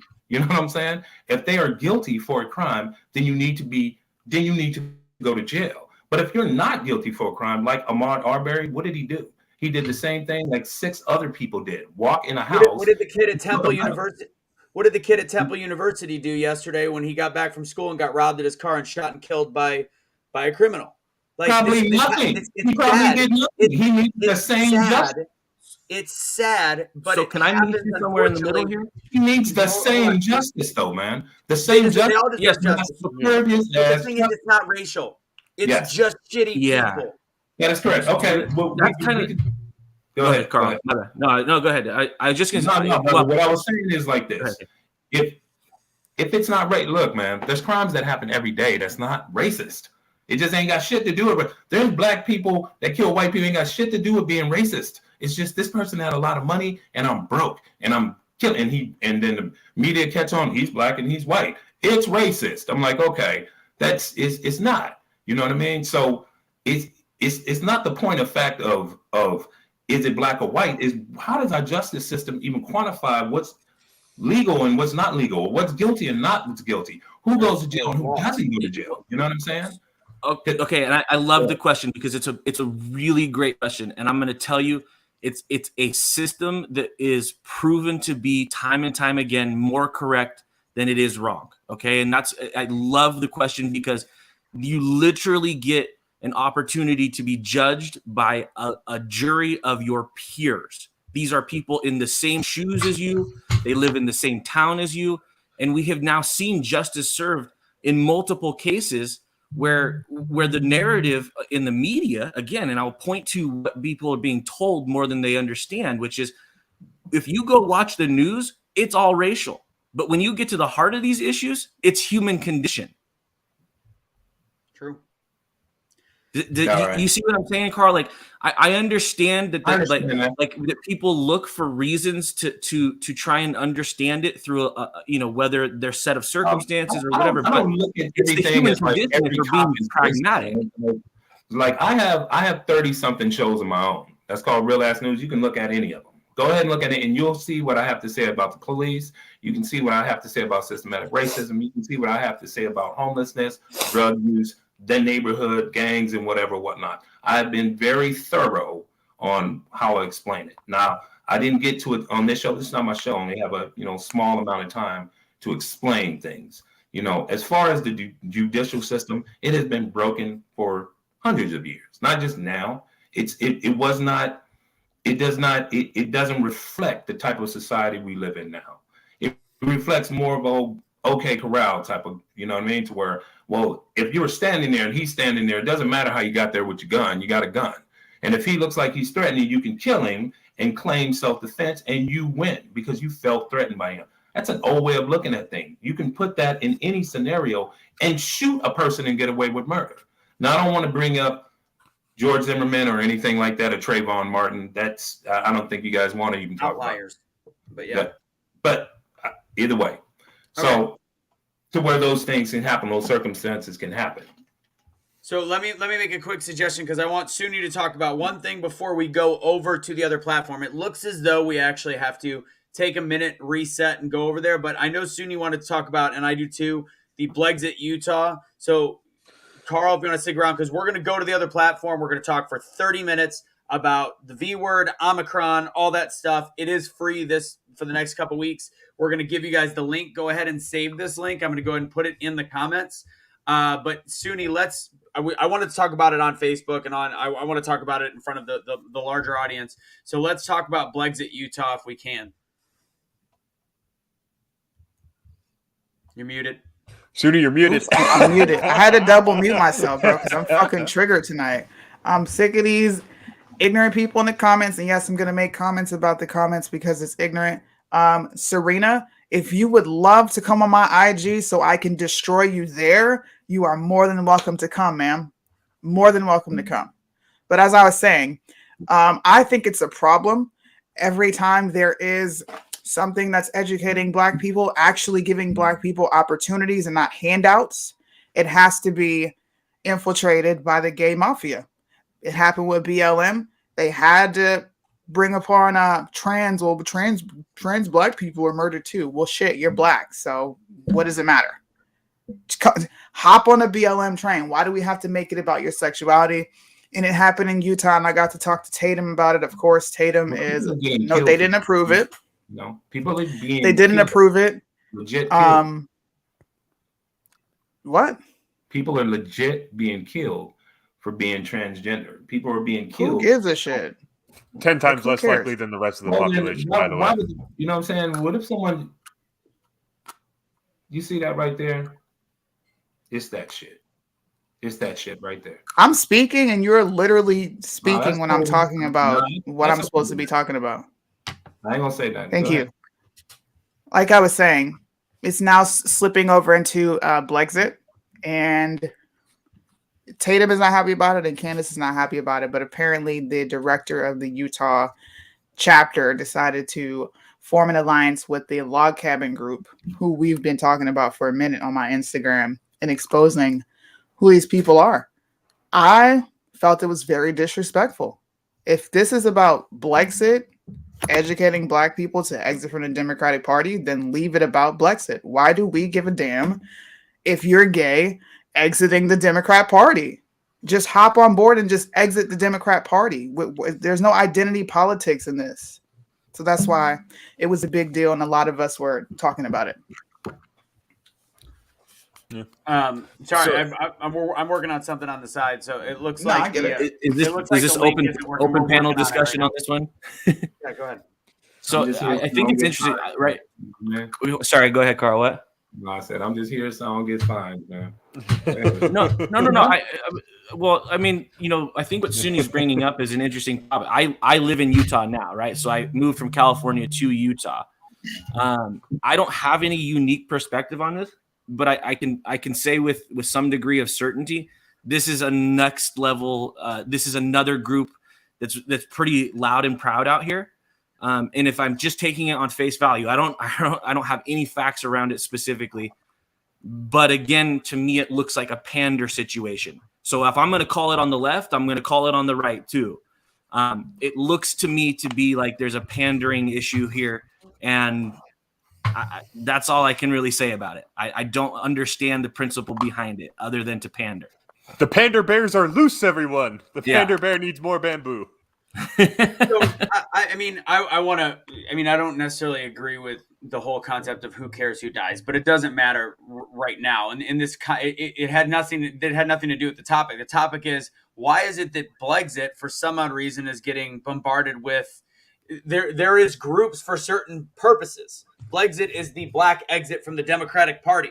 You can still have the walk away campaign that was really all encompassing, from gay to transgender to Black to whatever. There could be other groups, but it's very odd that these groups are getting infiltrated. Just like there is something that just came out that has a little bit of validity at this point, that QAnon was infiltrated by one of the 3-letter agencies to make them seem crazier, which is what I've been saying all along. I think the original intent might have been there. It was to help against child trafficking. It was to look at, and then they made it this crazy, like Trump's coming back on March 13th. Like there is group. Why is there so much infiltration, and why in this case?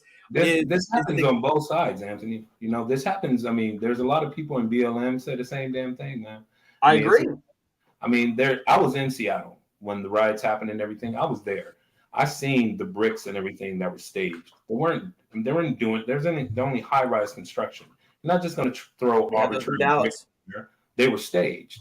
They were put there. You know what I'm saying? By who? They weren't put there by like BLM to be like, oh, we're going to break stuff and stuff like, nah, man.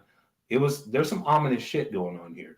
And I don't know if it's on the left or it's on the right, but I know it's all being churned for us to keep going at each other. You know what I mean? Exactly. And I got sucked into that tonight, just debating with 4 different people that have a different way of thinking about me. And it is what it is, man. Usually I don't head that far into it. Usually I can let you believe in whatever you believe in. I don't care because it doesn't affect me.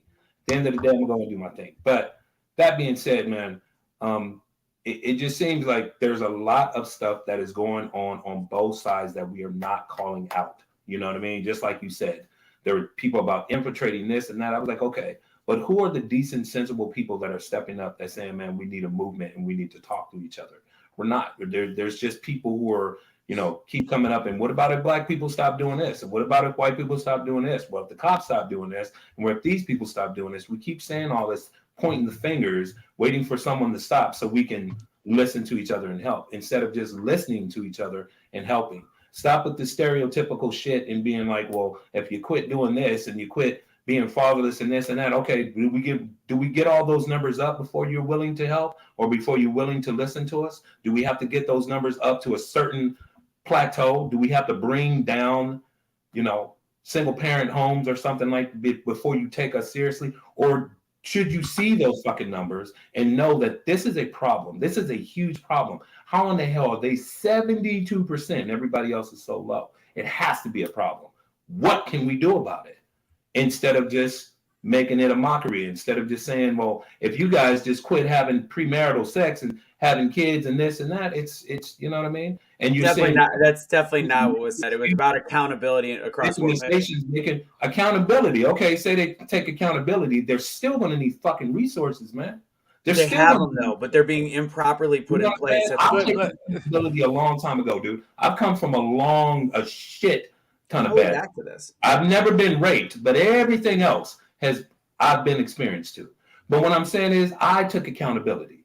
All right. But after I took accountability, I still needed help to get out of where I was from or out to where I was. What help did you take? That's the question. What help did you take? What help did you take? What help did you take? You said you got help. What did I take? I went to school. I got education. I went to school. And to be honest with you, I didn't go to school in the ghetto. I went to a white school. You know what I'm saying? I got access to resources. I did. It's true. You know what I mean? Everybody has those same access. Not really. No, they don't. Chances are the white school you went to was paying less per pupil than the black school that was failing out near you. You know what I mean? You couldn't tell by the books that they was getting. Again, this goes back to leadership. And you're absolutely right, Easy. I've been advocating for this for over 3 to 5 years, man.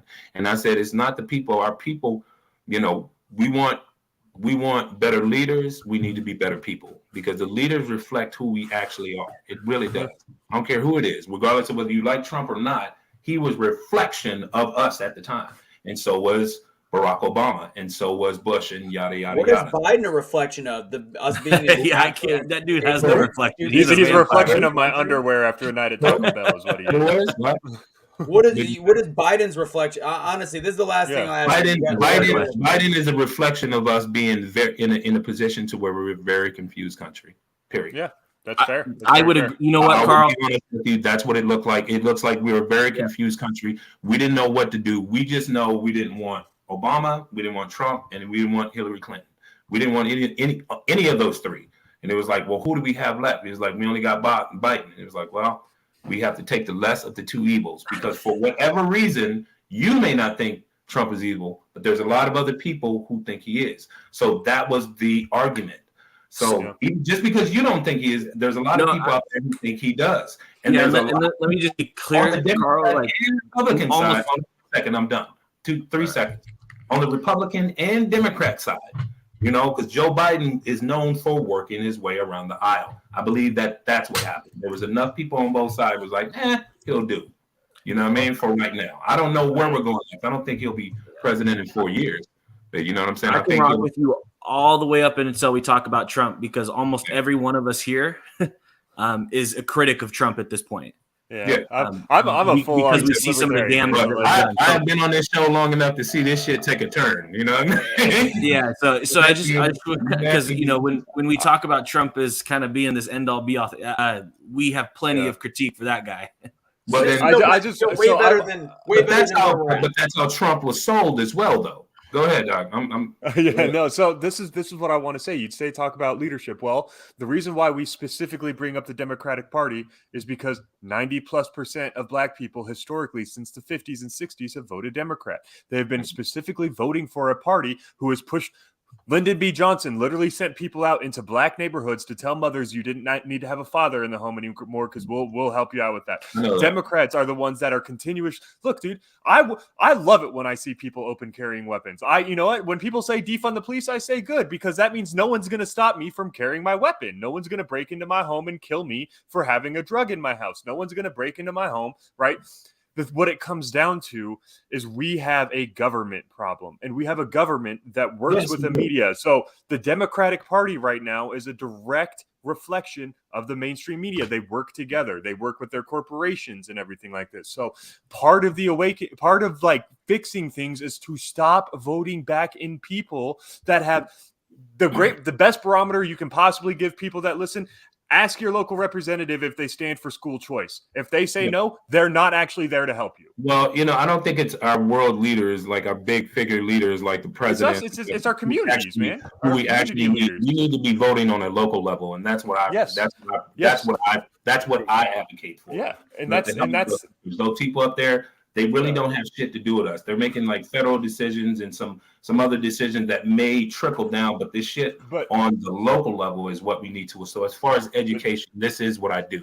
That's what I'm saying is because you have people like Bill de Blasio be able to help people, you know what I mean, and get them the resources that they need on a local level. So on a local level, I think that we need to be more unified and have these conversations and not just blow up. And I know I got heated, but at the same time, I need to answer people when they say something to me. You know what I mean? Right. And I should have wrote the shit down and been able to do it rightly divided. I didn't, but whatever.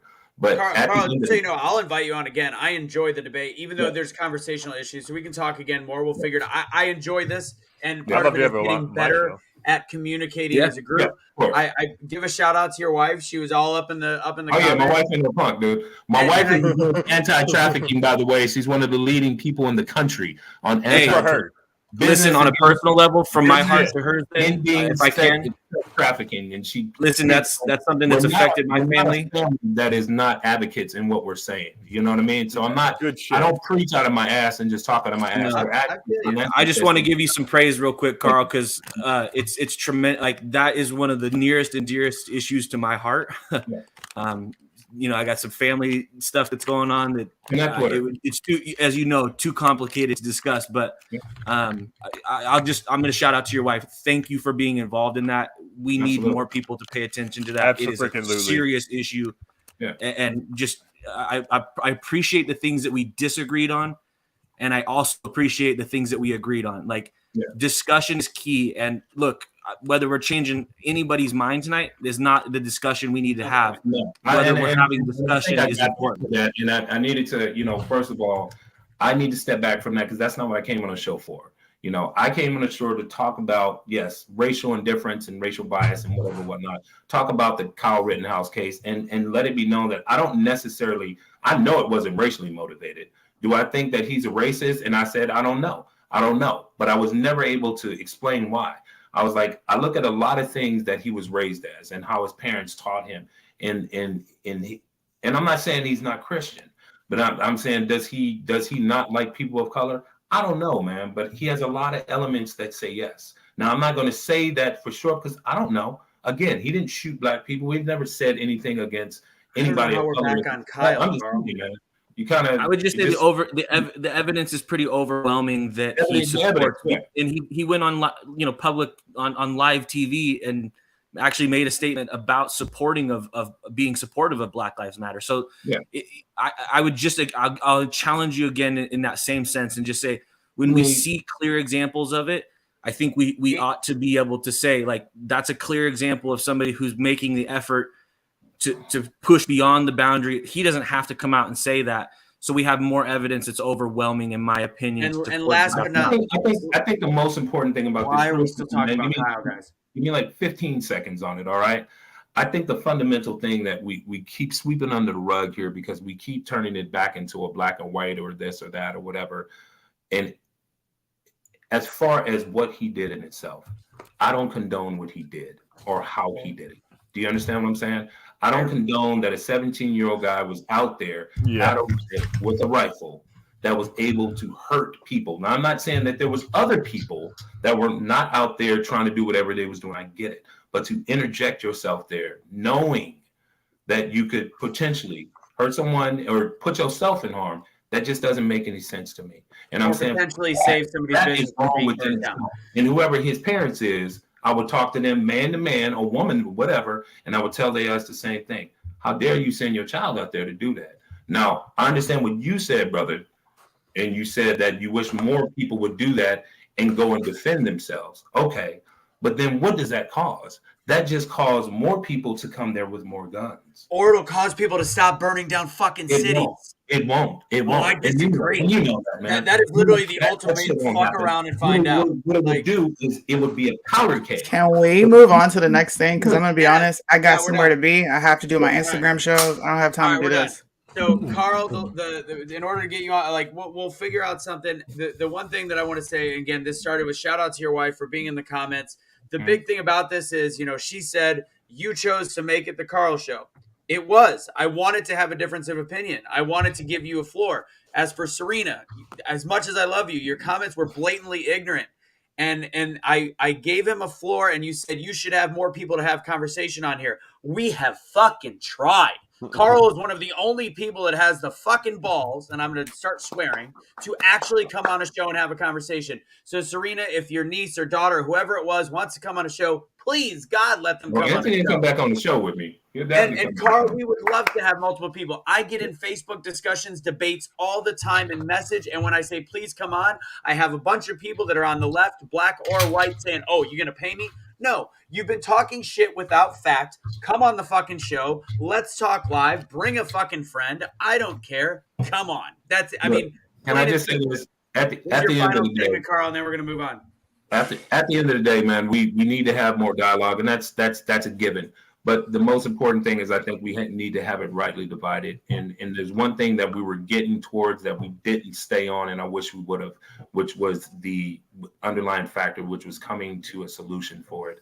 I was talking to a friend of mine today about the solution and things. There's a lot of good solutions that we can write down and we can actually advocate for.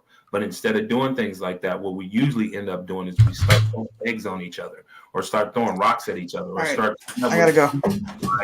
Why our side is right and the other side isn't. You know what I mean? And that's just that's old politics, and it's old, and it's not gotten us anywhere. That's why we're still in this shit pot decades later.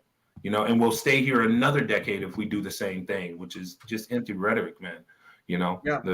I did ask what you would petition for and what you would go to the courthouse, and I think you got to get your answer sharper, is all I'm saying. Because I have beliefs. I think education. I have a lot of different things that needs to get fixed, and I think a lot of it is based on where tax dollars are going, where money is going for education, and different programs that I've always talked about. But ultimately, just saying that there's a solution and saying you're going to fight for it is not the full answer. We'll talk more. Carl, thank you so much for coming on.